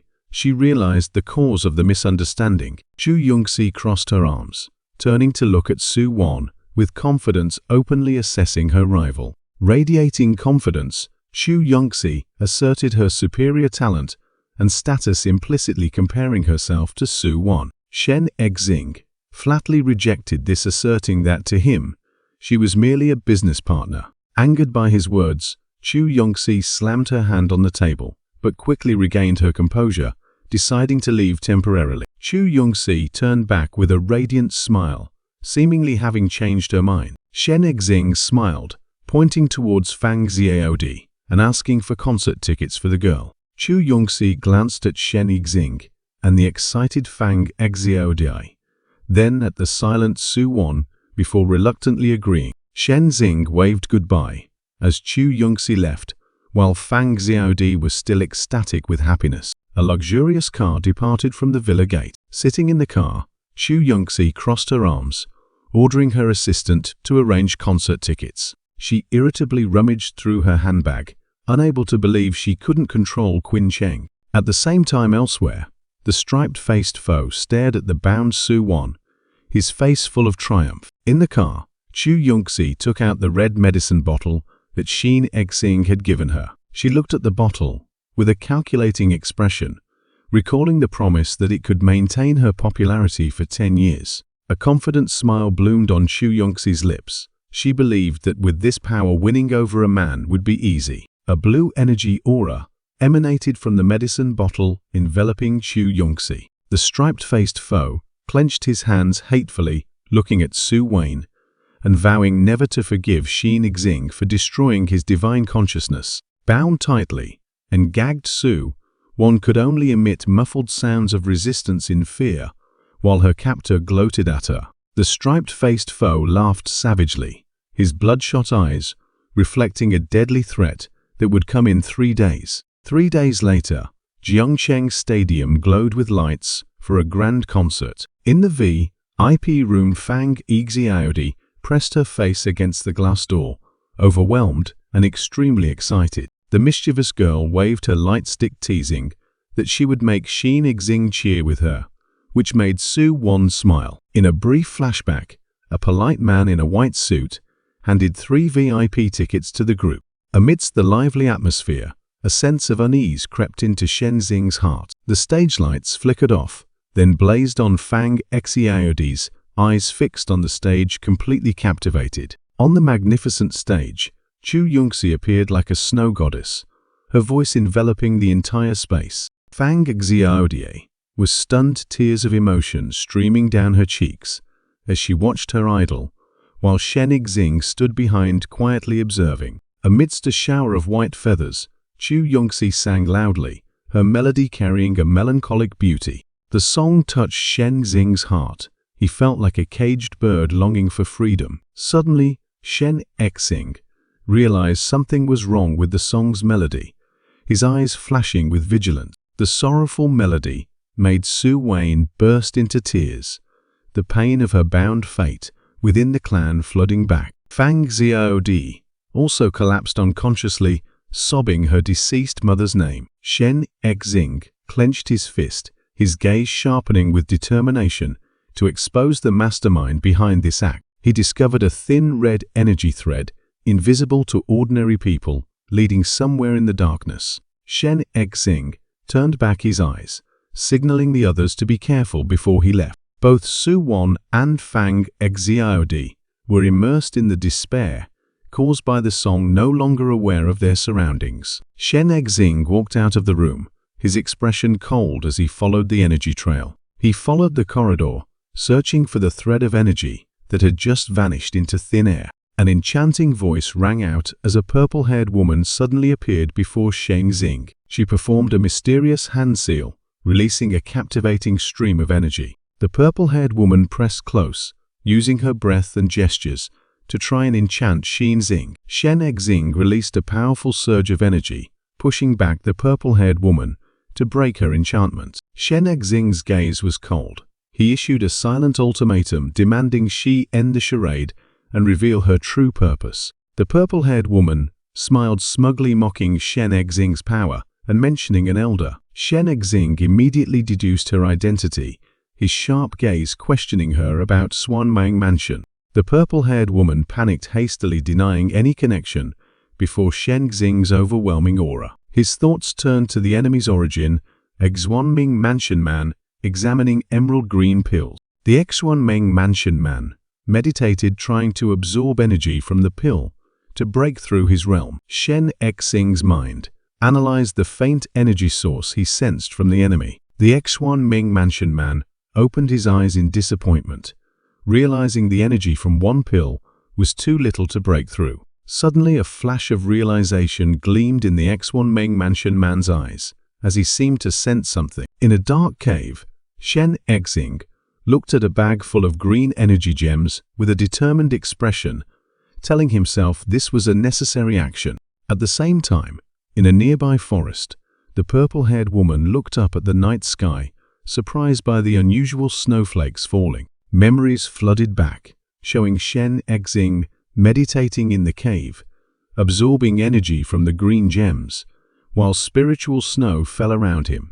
Energy surged into Shen Exing's body, manifesting as a giant golden dragon in his mind. Shen Exing's pupils contracted, reflecting the image of a mighty golden dragon, signifying his comprehension of new power. The golden dragon roared in acknowledgement of Shen Exing's power, simultaneously imparting a new technique to him. Shen Exing's small figure stood opposite the illusion of the giant dragon, receiving the immense surge of power. Back in reality, Shen Exing channeled green energy into his fist, his gaze directed towards Lin Qingxing, who was tied up in the corner of the cave. He spun around with an angry expression, shouting to warn the strangers who had invaded his space. In the corner of the cave, Lin Qingxing was gagged and tightly bound, tears streaming down her face, in fear and helplessness. Shen Exing rushed over, removed Lin Qing's gag, and recognized her.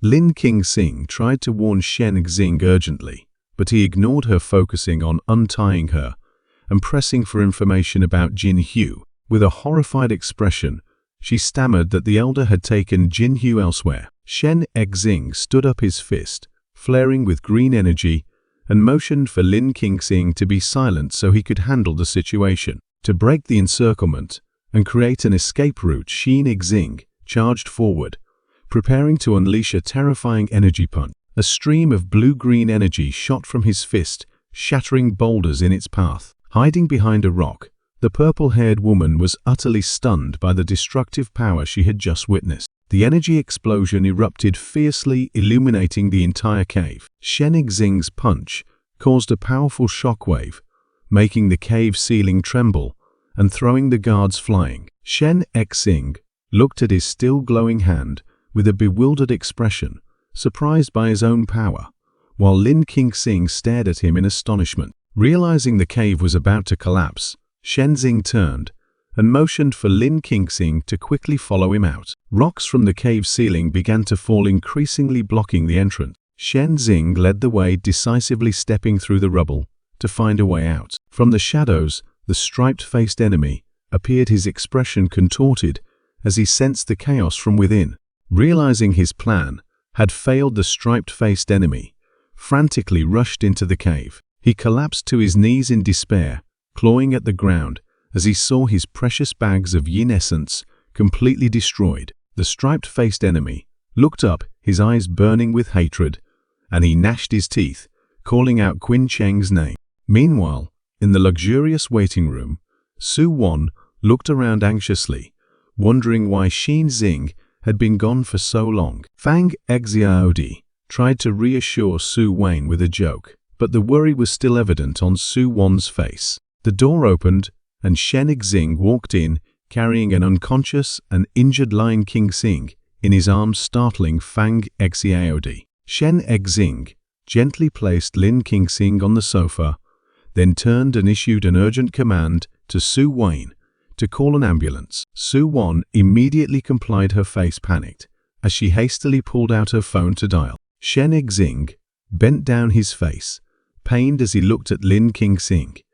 He placed his hand on her, transmitting a stream of green healing energy to sustain her. The morning sun shone on the modern hospital building, where the chaos of the previous night had temporarily subsided. In the hospital room, Lin Qingsing and her pink-haired sister embraced in a tearful reunion. Standing outside, Shen Xing watched the scene with relief, but his gaze quickly became thoughtful as he considered his remaining objective, Jin Hu. Suddenly, a woman in red called out Qin Cheng's name from behind them. The woman in red hurried forward, her eyes scanning Shen Xing to check if he was injured. Shen Xing coldly pushed her hand away, motioning for silence in the hospital. His gaze turned sharp and menacing.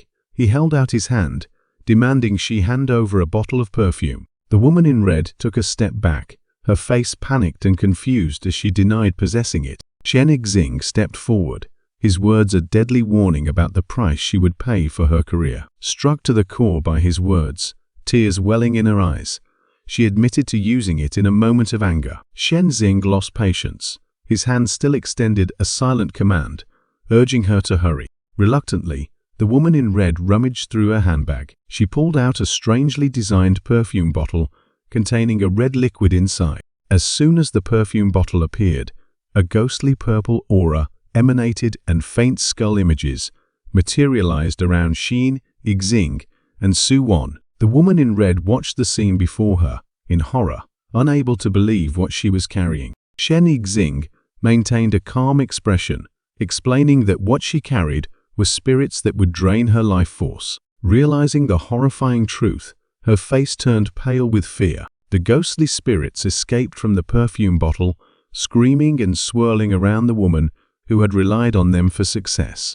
Shen Xing raised his hand, and a surge of pure energy erupted to stop the spirits. He seized a screaming spirit in his hand, completely subduing it with his power. Shen Xing looked directly at the struggling entity, asserting that the woman's success had nothing to do with a parasite like it. With a decisive squeeze of his hand, he crushed the spirit into a dazzling explosion of energy. After the explosion, a purple worm wriggled on the ground. The entity's true form had been exposed. Shen Exing looked at the woman, advising her to rely on herself instead of evil paths, then motioned for her to leave. The woman in red placed her hand on her chest, stammering a thank you with an expression of both gratitude and shame. Shen Exing raised a finger, cutting her off. He coldly declared that this help was not free and demanded she pay the cost. Angered by his pragmatic attitude, the woman in red turned and walked away in indignation. As she walked, she muttered that she wouldn't forget to pay, annoyance clearly visible on her face. Suddenly, a flash of light gleamed in her eyes as someone blocked her path. Two men in black suits, one with a scar on his nose, blocked her way. She quickly stepped aside, allowing them to directly face the person they were looking for. The scarred bodyguard looked directly at Shen Exing, solemnly stating that young Master Fang wanted to meet him. Shen Exing coldly raised his hand to refuse, indicating his desire to leave. To keep him, the blue-haired bodyguard held out a phone and a video began to play. The phone screen showed a white-haired man with bulging muscles being held captive. Shen Exing and Su Wan were stunned to realize that the person in the video was Jin Hu. In the video, Jin Hu, his face covered in injuries, struggled to speak through clenched teeth, signaling for them not to come. Jin Hu collapsed in pain as someone off-screen yelled. Shen Exing clenched his fists, anger etched deep on his face as the name Jin Hu echoed in his mind. Rage flared in Shen Xing's eyes at the sight of his subordinate being tortured. The nose-scarred bodyguard made an offer, indicating that Jin Hu's fate could be negotiated if Shen Exing agreed to meet their master. With eyes burning with determination, Shen Exing gave a silent command, asking them to lead the way. The blue-haired bodyguard led Shen Exing into a luxurious room, announcing his presence to a man sitting in the shadows. A man with long purple hair, young Master Fang, gestured for Shen Exing to sit down, elegantly pouring tea. Young Master Fang spoke, his tone both complimentary and probing, while Shen Exing remained silent, demanding the other party get straight to the point. Shen Exing secretly assessed his opponent, realizing that this person, though not as formidable as the Xwenming Fu elders, was not easy to deal with either. To show goodwill, young Master Fang pushed a gold card towards Shen Exing. Shen Exing narrowed his eyes, his sharp gaze scrutinizing the intent behind the gift. Young Master Fang smiled smugly, laying his cards on the table and bluntly offering money to redeem what Shen Exing had taken from the Fang family. Shen Exing decisively rejected, asserting that he was not interested in money and had taken nothing from the Fang family. Young Master Fang leaned forward, his tone turning, threatening, using Jin Hu's life as leverage. Shen Exing stood up abruptly, hands on the table, declaring that threats were useless, as he didn't know what they were talking about. A confident and challenging smile appeared on Shen Exing's lips as he asserted that now, knowing Jin Hu's location, he would retrieve him himself. Young Master Fang's face contorted with anger at Shen Exing's defiance. With a silent command, young Master Fang signaled his bodyguards to block Shen Exing's path as he turned to leave. Shen Exing glanced at those blocking his way with disdain. He waved his hand gently. An invisible surge of energy erupted from Shen Exing, sending all the bodyguards flying away. Young Master Fang rushed forward in a panic, shouting about the spirit elixirs that the Fang family had painstakingly created. In an instant, Shen Exing realized that what they truly wanted were the spirit elixirs. Annoyance was evident on Shen Exing's face as he realized those useless pills had caused such a big problem. He turned back impatiently, repeating that he hadn't taken them, and turned his back to leave. Young Master Fang was stunned, a malicious calculation flashing in his eyes. After Shen Exing had left, a bodyguard crawled up trembling as he asked young Master Fang about the next plan. With a knife-sharp glare, young Master Fang ordered his subordinates to deal with Jin Hu. Striding through the dark corridor, Shen Exing clenched his fists, his mind focused entirely on acting quickly to save Jin Hu.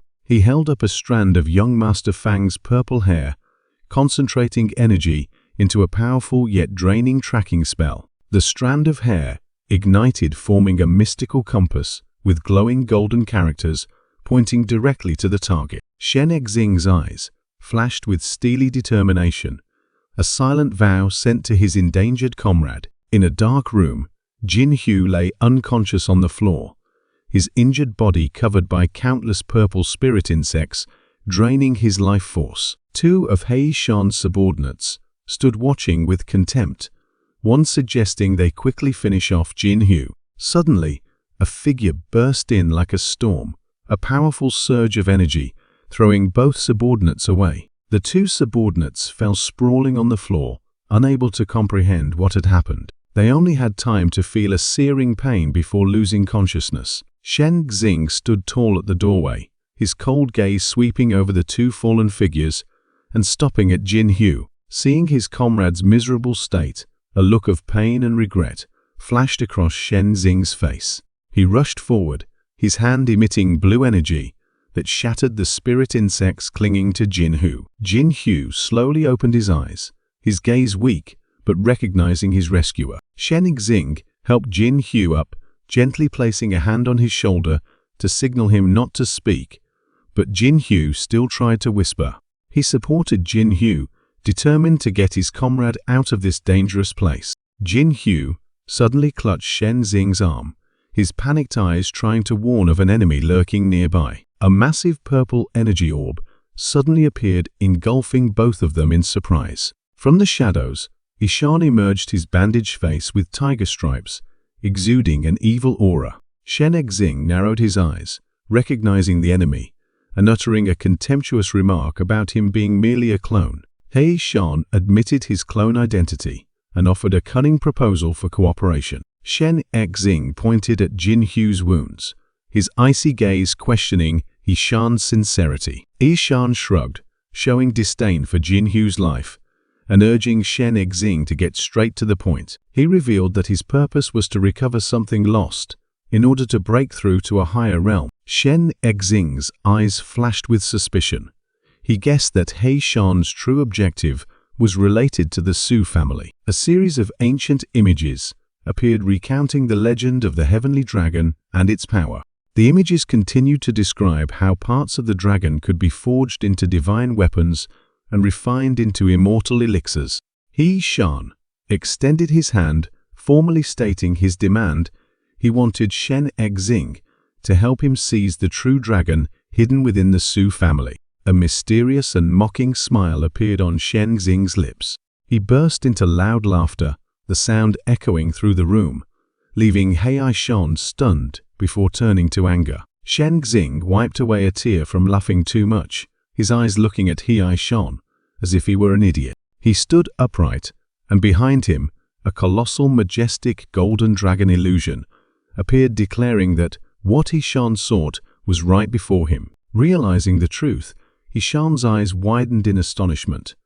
Then he burst into mad and greedy laughter. With a savage roar, He Shan lunged to attack, determined to seize the once-in-a-millennium prey. Shen Xing simply raised a hand, easily blocking He Shan's devastating punch, his expression completely calm. Fang Shen's self-satisfied smile appeared, a silent declaration that the battle was not yet over. Shen Xing lunged forward, delivering a finishing blow that pierced through He Shan's body. He Shan's clone disintegrated into an eerie purple smoke, his challenge echoing before vanishing. Shen Xing stood silently observing the remnants of the enemy's energy dissipating into the air. Jin Hu, his face bruised, stared in astonishment at the energy, unable to comprehend what had just happened. Shen Xing supported Jin Hu, who was covered in injuries, walking towards the light of the exit, determined to bring his subordinate to safety. Shen Xing's face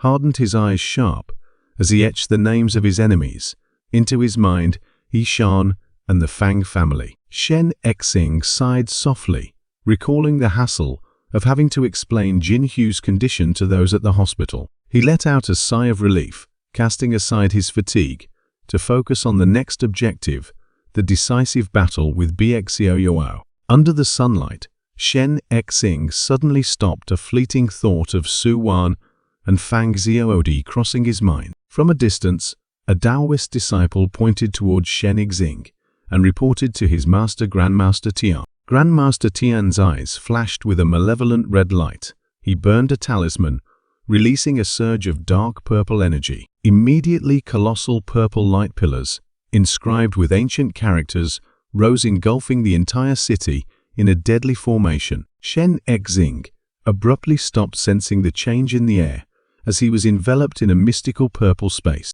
A pitch-black spatial vortex cracked open on a nearby wall, signaling an impending attack. A dark hand lunged from within the spatial vortex, aiming directly for Shen Xing's back. Shen Exing spun around just in time, a burst of golden light erupting from his body, blocking the surprise attack. With sharp eyes, Shen Exing issued a silent challenge into the void, calling for the hidden assailant to reveal themselves. The dark energy vortex swirled violently, responding to his challenge. From the shadows, Grandmaster Tian's self-satisfied face emerged, mocking Shen Exing's power. Purple light rays intertwined, forming a prison of light that trapped Shen Xing.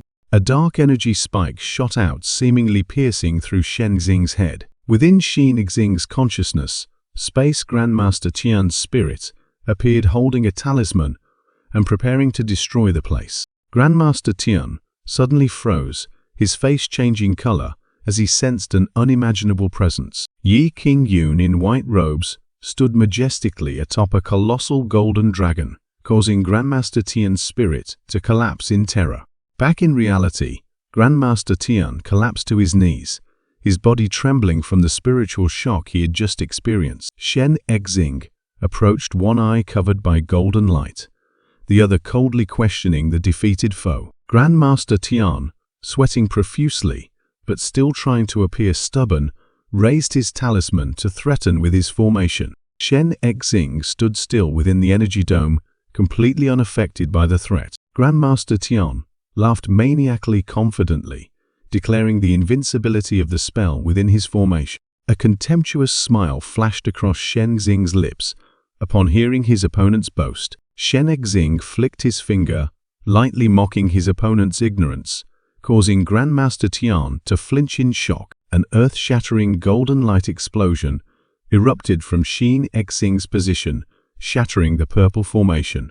Amidst the remnants of golden energy, Shen Exing stood firm, clenching his fist, his gaze asserting that the enemy's formation was mere child's play. Grandmaster Tian trembled in disbelief, refusing to accept his defeat. Despite his defeat, he mustered his remaining strength, stubbornly lunging towards Shen Exing to deliver a final blow. Shen Exing's eyes were icy, issuing a silent command that forced his opponent to stop. With a gentle press of his hand, Shen Xing completely neutralized Grandmaster Tian, a surge of golden energy suppressing his forehead. Shen Xing looked down at the defeated foe, his expression showing weariness, with this meaningless confrontation posing a final silent question.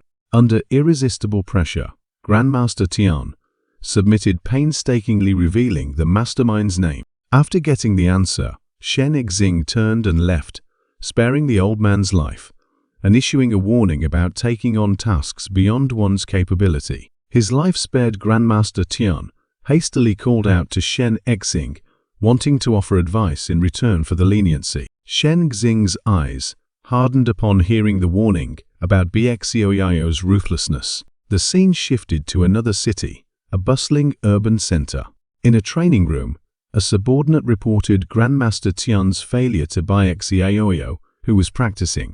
Bxioyao roared in anger, unleashing a devastating punch that shattered the sandbag. Clenching his bandaged fist, he ordered his subordinates to gather everyone so he could personally eliminate Qin Cheng in front of the public. At another location, Miss Fang issued a condescending warning about Bxioyao's reputation. Shen Exing merely scoffed, dismissing Bxioyao as nothing more than a henchman, while Su Wan quietly placed a hand on his chest, urging him to remain calm. Crossing her arms, Miss Fang continued her lecture on the dangers of blind arrogance. With a smug look, the girl named Fang offered protection, boasting that her father was Bxioyao's direct superior. Shen Exing and Su Wan couldn't help but burst into laughter at the naive offer, leaving Miss Fang stunned in confusion and anger. Shen Xing scoffed, calling the offer the funniest joke he had ever heard, further infuriating Miss Fang. Su Wan leaned closer, her eyes searching for the real reason behind Shen Xing accepting such a dangerous confrontation. Shen Xing's gaze sharpened as he revealed his plan to use Bxioyao as a stepping stone to enter a wealthier capital. Su Wan smiled knowingly, realizing Bxioyao's arrogance would drive him mad when he discovered he was merely a tool. Shen Xing glanced at his watch. It was almost time for the duel, and he asserted that a stepping stone was born to be stepped on. He stood up, turned his back with a confident smile, and promised to return soon. In a brightly lit arena, Bxioyao stood waiting, mocking Qin Cheng's delay. A pair of elegant black leather shoes ascended the steps leading to the arena. Shen Xing appeared with a calm demeanor, lightly dusting off his shoulder, as if attending a party instead of a death match. The two opponents faced each other, the atmosphere tense, as Shen Xing questioned Bxioyao about accountability for his actions. Bxioyao roared, his body erupting in a blue aura, declaring that only the victor had the right to speak. To assert his absolute power, he shot into the air, channeling all his energy into a devastating aerial attack. The crowd of subordinates roared wildly, convinced that Brother Baoi's renowned technique would finish off Qin Cheng. Miss Fang was panicked and worried, but Su Wan remained calm, placing her full trust in Shen Xing. Facing the impending attack, Shen Xing merely stood still, his gaze unwavering. Bxioyao's attack struck an invisible barrier directly in front of Shen Xing. Its power completely halted. Shen Xing smirked, his crimson eyes gleaming with mockery at his opponent. Bxioyao roared, unleashing a fierce blue energy that enveloped his body as he charged to attack. The cheering crowd whispered among themselves, convinced of an easy victory for Bxioyao. Miss Fang nervously huddled against Su Wan, who maintained an unusually calm expression. With seething rage, Bxioyao poured all his strength into the attack, determined to avenge an old grudge. Blue energy converged around Bxioyao's fist, ready for a destructive blow. However, Shen Xing calmly blocked Bxioyao's full force punch with just one hand, his expression completely unchanged. With a cold gaze, Shen Xing clenched his hand, and a surge of golden-orange energy erupted from his fist. Bxioyao froze his face, changing from confidence to extreme horror as he realized the disparity in power. Shen Xing unleashed a single punch, a brilliant golden pillar of energy shooting straight towards Bxioyao. Horrified screams erupted from the crowd as they were thrown back by the shockwave from Shen Xing's strike. Bxioyao was sent flying, his body slamming hard onto the arena floor, creating a deep spiderweb-shaped crater. The cheering crowd lay scattered on the ground, stunned and unable to believe what had just happened. Miss Fang cheered with delight, while Su Wan merely smiled with a confirmed belief. Su Wan's eyes suddenly sharpened as she noticed a new and dangerous presence. Amidst the rubble, a dark-skinned, muscular man approached, his gaze fixed on Shen Xing. Shen Xing turned, facing the stranger with a silent question in his eyes. The stranger unleashed a crimson killing intent, declaring his intentions with a cruel smile. Shen Xing merely glanced, his demeanor completely unfazed by the threat. In Shen Xing's mind, he recognized a resemblance between this person and someone he had met before. Shen Xing raised his hand, signaling denial of any involvement with the item the stranger was seeking. The stranger clenched, his fist veins bulging, showing contempt as he mentioned his brother's name. Introducing himself as Fang Ling, he made a condescending offer, demanding Shen Xing kneel and beg for his life. Two opposing auras clashed, one cold and calm, the other wild and aggressive. Energy from the two collided, creating a terrifying explosion that destroyed the arena floor and shook the ground. The remaining crowd screamed in panic, pushing each other to flee the battle of the Grandmasters. Fang Ling smirked smugly, believing his power was enough to overwhelm everything. Shen Xing looked bored, provocatively picking his ear with a finger, mocking his opponent's behavior.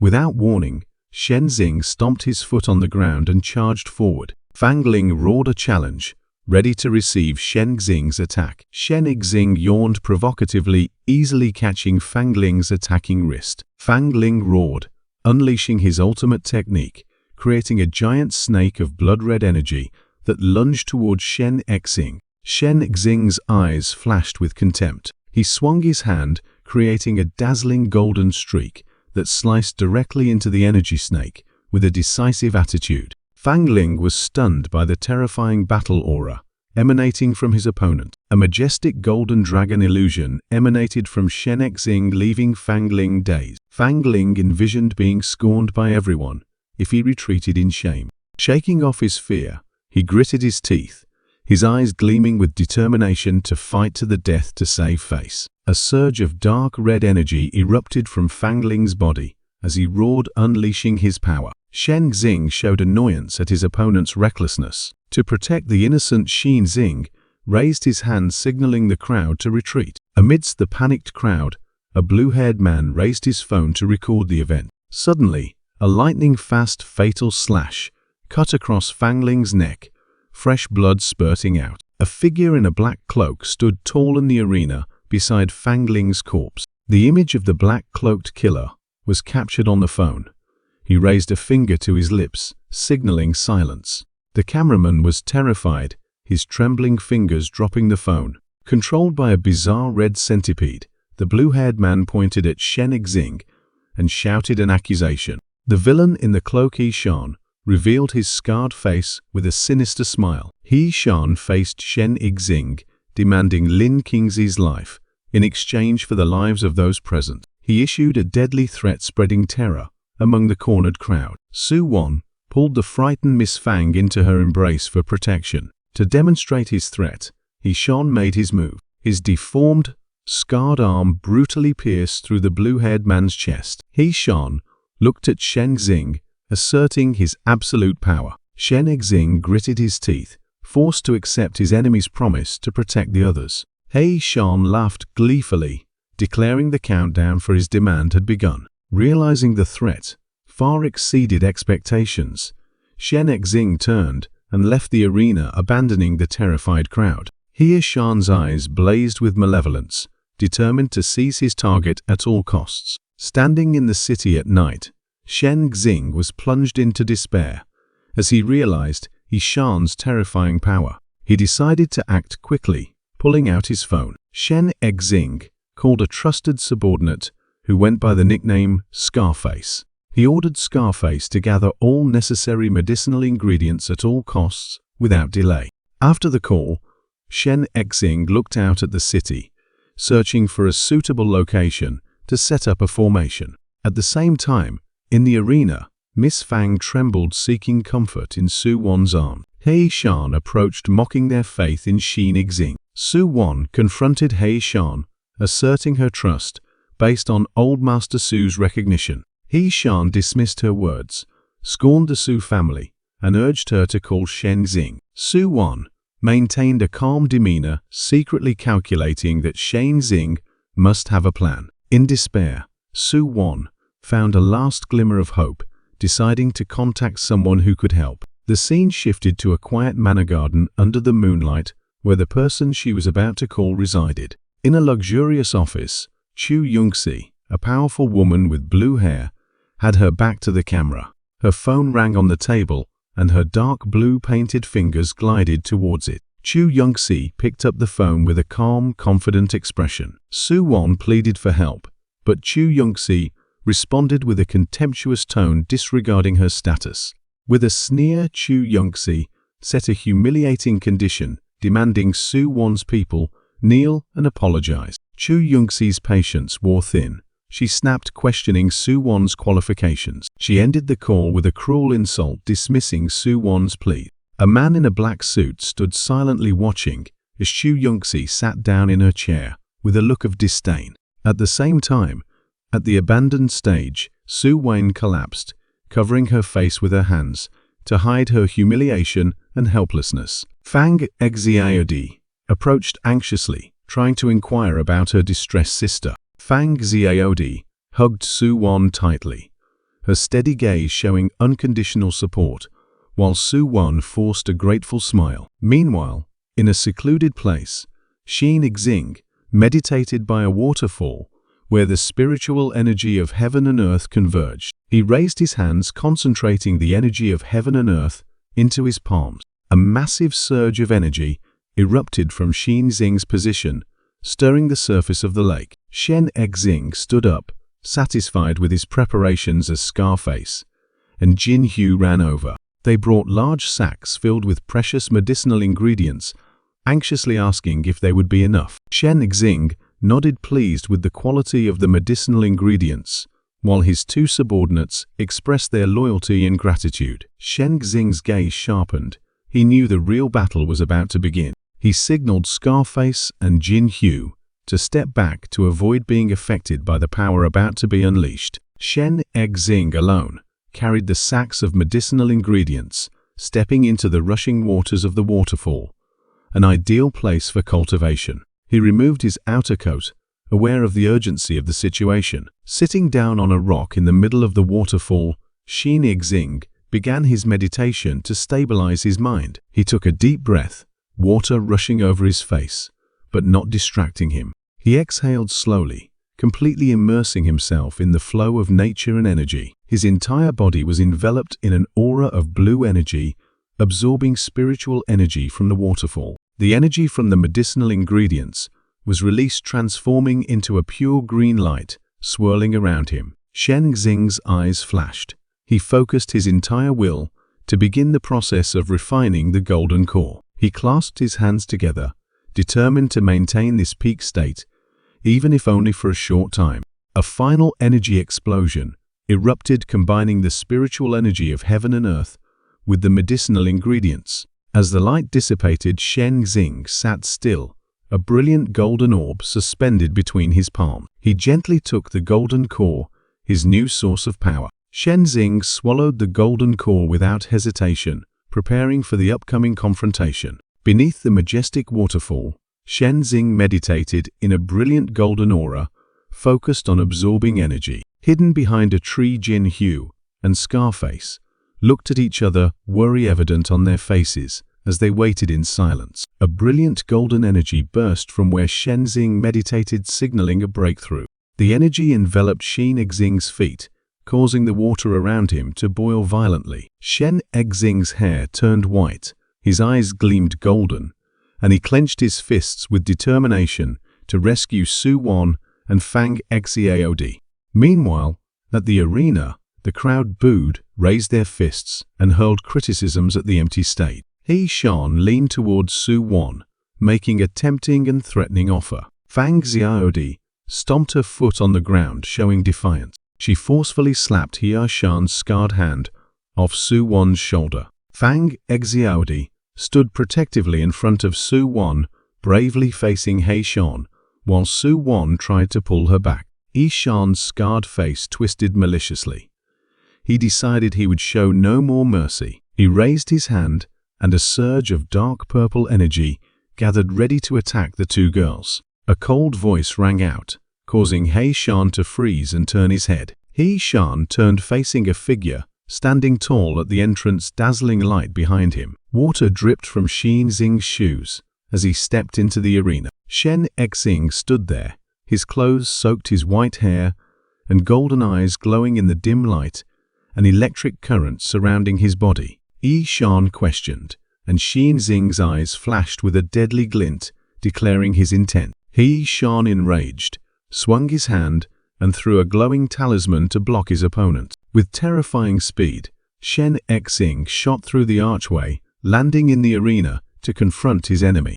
Astonishment and disbelief were evident on He Shan's scarred face at Shen Xing's sudden power. To block his opponent's escape, He Shan shot into the air, while Shen Xing pursued. Both landed on the water outside the arena, creating a large wave. Shen Xing stood on the water, realizing his golden core power was limited to half an hour. He Shan stood opposite, a contemptuous smile on his lips, as he realized Shen Xing's power was only temporary. Shen Exing narrowed his eyes, realizing his opponent had seen through his weakness. Provoked, Shen Exing tensed and golden energy flared around him again, ready for an all-out attack. He Shan unleashed countless golden talismans.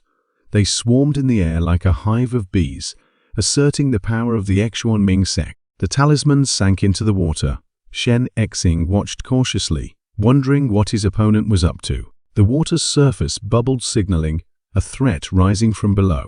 A gigantic magical centipede emerged from the water, bearing its sharp pincers. Dozens of other giant centipedes surfaced surrounding Shen Exing from all sides. Shen Exing gritted his teeth, facing the seemingly endless swarm of monsters rushing towards him. A centipede attacked, but Shen Exing blocked it with his bare hand, his eyes burning with unwavering resolve. From afar, Shan's bloodshot eyes watched the battle with cruel amusement. Shan waved his hand, ordering the swarm of magical centipedes to rush towards Shen Exing. The monstrous centipedes gathered into a writhing mass swirling on the water's surface. Shan laughed savagely, his eyes glinting with cruelty, as he revealed his intention to turn Qin Cheng into his puppet. In his delusion, an elder of the Xuanming sect stood majestically on the steps, receiving the worship of his subordinate. He looked up at the sky, immersed in the vision of absolute power, after seizing Shen Exing's strength. Standing on the water, Shen Exing looked at his opponent with pity, completely unfazed by the threats. He subtly curled his lip, a gesture showing disdain for Shan's useless tricks. Shan was smug, believing the swarm of centipedes had finished digesting their prey. After some time, suddenly, a brilliant golden energy burst out from within the centipede mass, tearing them into pieces. Shan looked up in astonishment, unable to believe his eyes, when he saw his attack being nullified. Golden energy enveloped Shen Exing. He clenched his fist, determined to end the battle quickly, to return to Su Wan. Sweat poured down his face. Shan desperately sought a way to counter.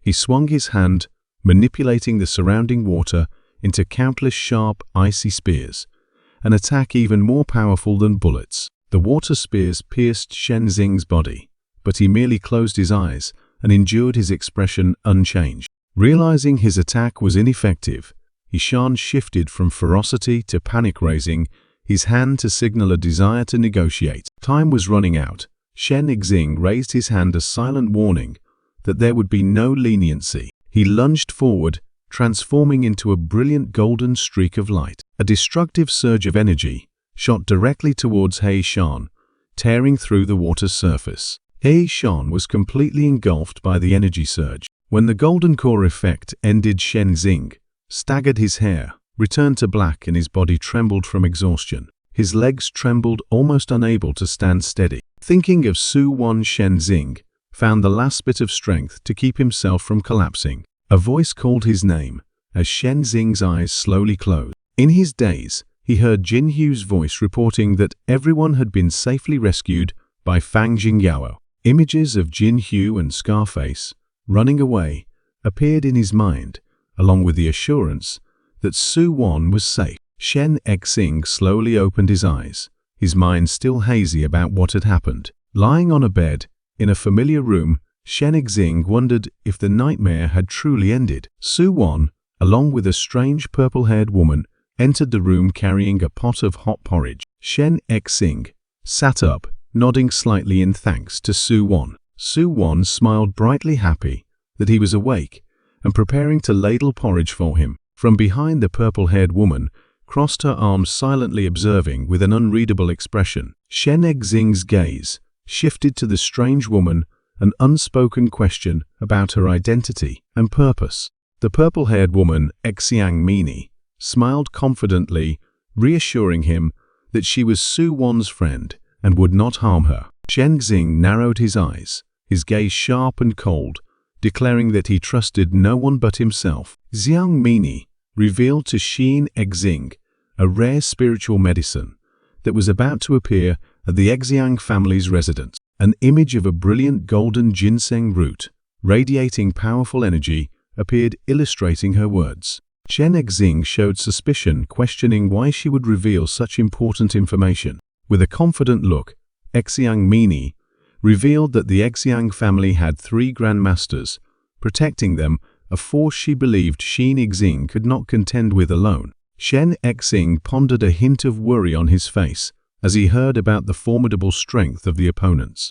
He secretly calculated, realizing that the strength of the 3 grandmasters was equivalent to peak experts, a major threat, while he was still weakened. Xiang Mini turned, formally extending an offer of cooperation. She moved closer, using her finger to lift Shen Exing's chin, her eyes full of provocation and confidence, as she invited him to join her plan. With a calculating expression, Exiang Mini explained that there were those within the clan coveting the family head position, and she needed his help. Their conversation was interrupted by Su Wan's appearance at the room's door. Xiang Mini playfully flicked Shen Xing's cheek, teasing that she was inspecting her best friend's boyfriend. Su Wan smiled brightly, carrying a steaming pot of food and suggesting they both have dinner. Suddenly, Shen Xing's eyes sharpened. He sensed a dangerous presence that had just appeared. At the same time, Xiang Mini also narrowed her eyes, her expression becoming vigilant and filled with killing intent. An elderly man with long white hair and a beard, Old Master Su, suddenly appeared, hovering in midair. He stood right next to Su Wan, stroking his beard smugly and disparaging Shen Xing's slow reaction. To protect her friend, Exiang Mini let out an angry roar and lunged to attack Old Master Su. Old Master Su merely narrowed his eyes, completely disregarding her attack. Overwhelmed by Old Master Su's energy, Exiang Mini was sent flying backward, her face clearly showing pain. Su Wan cried out her friend's name in horror as she saw Exiang Mini being knocked away. To prevent the confrontation, Shen Exing unleashed a scorching surge of energy from his hand, pushing both opponents away. Old Master Su showed a hint of surprise at Shen Xing's unexpected strength. He gently landed on the ground, admitting that Shen Xing's strength was indeed extraordinary. Shen Exing stood protectively in front of the 2 women, sternly questioning Old Master Su about his relationship with his father. Old Master Su smiled humbly, admitting that with his strength, he was not worthy of being his father's friend. He decisively pointed towards Su Wan, declaring his purpose was to take her away. Rage flared within Shen Exing, his eyes glowing red, a silent vow made that he would not let anyone harm Su Wan. Old Master Su looked at Shen Xing with an appreciative gaze, acknowledging his spirit. Old Master Su waved his hand dismissively, brushing aside Shen Xing's objection as something not worth bothering with. He took Su Wan's hand, explaining that Shen Exing could not protect her, while he himself still needed to cultivate. Shen Exing gritted his teeth, asserting that he had his own way to protect her. Su Wan clenched her hands, her gaze firm but sad, expressing that she did not want to be a burden or continue to endure humiliation in the clan. Shen Exing fell silent, clenching his hands as he listened to Su Wan's words, lost in thought. Memories of their separation flooded back. Shen Exing recalled Su Wan's distressed appearance when she was forced to leave him. In the flashback, He Shan stood opposite Su Wan, explaining the misfortunes she had endured. Shen Xing bowed his head, shadows obscuring his eyes, admitting his own weakness for being unable to protect the one he loved. He suddenly raised his head, looking directly at Old Master Su, his eyes questioning and demanding a promise to ensure Su Wan's safety. Old Master Su raised his hand, a gesture that both asserted his authority and accepted the request, confirming Su Wan was now his person. Old Master Su placed a hand on Shen Xing's shoulder, a light pat, but containing invisible power, both a warning and an urging for him to become stronger. Shen Xing's eyes narrowed, filled with iron determination and a silent vow never to let Su Wan down. As Old Master Su and Su Wan turned to leave, Shen Xing helplessly reached out, while Old Master Su realized his stubbornness was exactly like his father's. Shen Xing collapsed in despair, but Exiang Mini unexpectedly appeared and patted his shoulder, interrupting his painful thoughts. Xiang Mini sat down beside him, presenting a plan, her eyes firm as she suggested they act together. Shen Yixing, with newfound determination, agreed to all conditions, whether it was to enhance his strength or contend for the title of Medicine King. Before starting, he turned to Xiang Mini, asking her to provide information about the Su family in the capital city.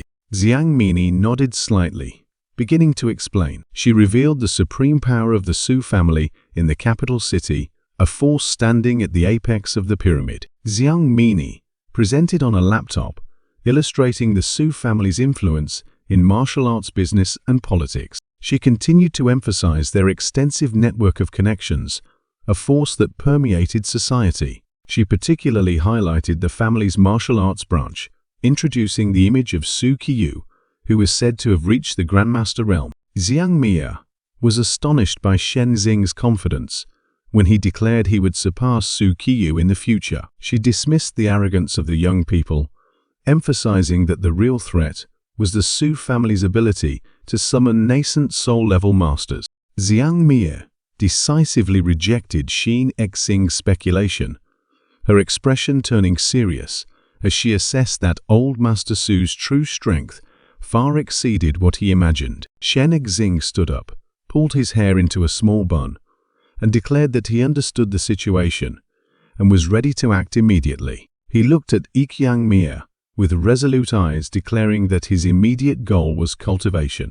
Xiang Mia blushed, covering her mouth, misunderstanding Shen Yixing's intention of cultivation as an indecent proposal. She was momentarily flustered, but then a silent hint of approval flickered in her eyes. Shen Yixing decisively stood up, pulling the bewildered Xiang Mia with him, and they both left with a common goal. 2 weeks later, at a magnificent martial arts arena, the atmosphere buzzed with discussions about the competition organized by the Fang family. Amidst the crowd, Shen Yixing and Xiang Mia listened to baseless rumors about Su Wan's disappearance and his role in it. Shen Yixing turned away, unconcerned by the gossip, but was suddenly lightly struck on the back by Xiang Mia. As they entered, 2 security guards blocked them, and at the same time, a pink-haired man appeared, mocking Shen Yixing's strength. The pink-haired man crossed his arms, his eyes challenging, and ordered Shen Yixing to leave, clearly showing contempt. The 2 security guards growled, asserting the Fang family's authority and their arrogant attitude. The pink-haired man clenched his fist veins, bulging, issuing a violent threat right in front of everyone. The pink-haired man launched a defensive kick at a Fang family guard, but was blocked. Shen Yixing intervened, delivering a swift blow to the Fang family guard's shoulder. Shen Yixing supported the injured pink-haired man, his eyes showing concern as he inquired about his condition. The 2 Fang family guards stood up straight, one of them speaking up to challenge and threaten to teach the stranger a lesson. Shen Yixing calmly cracked his knuckles, his eyes sharp as he introduced his new identity, Qin Cheng. In a flash, the Fang family guards were knocked down, and cries of pain echoed. Shen Yixing and Xiang Mia coldly walked past the defeated individuals, while the pink-haired man hurriedly followed them with a look of admiration. The pink-haired man blocked Shen Yixing's path, his eyes shining brightly as he enthusiastically expressed his admiration and asked to be accepted as a disciple. Shen Yixing politely raised his hand to refuse, disappointing the pink-haired man, while Xiang Mia covered her mouth, chuckling at his bluntness. Fang Chen, holding a fan, appeared with 2 guards, casting a meaningful and somewhat mocking glance at Shen Yixing. Shen Yixing enthusiastically raised his hand in greeting, but Fang Chen brusquely dismissed him, his resentful gaze showing an unresolved old grudge. Fang Chen pointed towards the crowd, issuing a challenge: as long as Shen Yixing defeated his father in the competition, all old grievances would be erased. As soon as Shen Yixing accepted the agreement, Xiang Mia immediately grabbed his shoulder, questioning his reckless decision. Xiang Mia looked worried, explaining Fang Gong's formidable strength, as a blurry image of him cultivating appeared. Shen Yixing walked with confidence, explaining that he considered this a necessary challenge, despite Xiang Mia's continued skepticism. From behind, the pink-haired man raised his fist high, shouting enthusiastic cheers, showing absolute faith in Shen Exing. Shen Exing turned back, a slight smile on his lips as he received the unexpected support. In a luxurious room, the purple-suited man respectfully introduced Shen Exing to Master Lu, who was seated on a chair. Master Lu squinted, observing and praises for a young man with high martial arts skills, humility, and a willingness to defend the weak appeared in his mind. After a moment of contemplation, Master Lu stood up and, along with the purple-suited man, went outside to meet Shen Exing directly. Shen Exing and Xiang Mei confidently strode into the main hall, immediately becoming the center of discussions and wary glances from the crowd. Xiang Mei whispered a teasing remark about everyone shunning Shen Exing, but he merely shrugged, confident that victory would change everything. Master Lu approached Shen Exing, his sharp eyes scrutinizing him, and reiterated the rumor that he had defeated an elder of Xuanming Manor. Shen Exing extended his hand to shake humbly, admitting that the victory was not entirely honorable, but still agreed to form an alliance. Xiang Mei quickly interjected, placing her hand on Shen Exing's shoulder, skillfully praising the Lu family's reputation, which made Master Lu smile with satisfaction. An arrogant voice rang out from behind, mocking Xiang Mei's praise, that the Lu family was on par with the Fang family. Fang Gong, the head of the Fang family, stepped forward with an authoritative demeanor, his eyes coldly looking at Master Lu and advising him to retire. Master Lu showed no fear. He faced Fang Gong and declared that a true martial artist never fears, no matter who the opponent is. A contemptuous and cruel smile appeared on Fang Gong's face as he decided to accept the challenge. Without a word of warning, Fang Gong launched a lightning-fast attack, striking Master Lu directly, to everyone's astonishment. Master Lu staggered, fresh blood spilling from the corner of his mouth. He stared at his opponent in shock, unable to believe that he would attack without following the rules. From a distance, Shen Exing witnessed the entire event, his eyes narrowing as he recognized Fang Gong's ruthlessness and danger.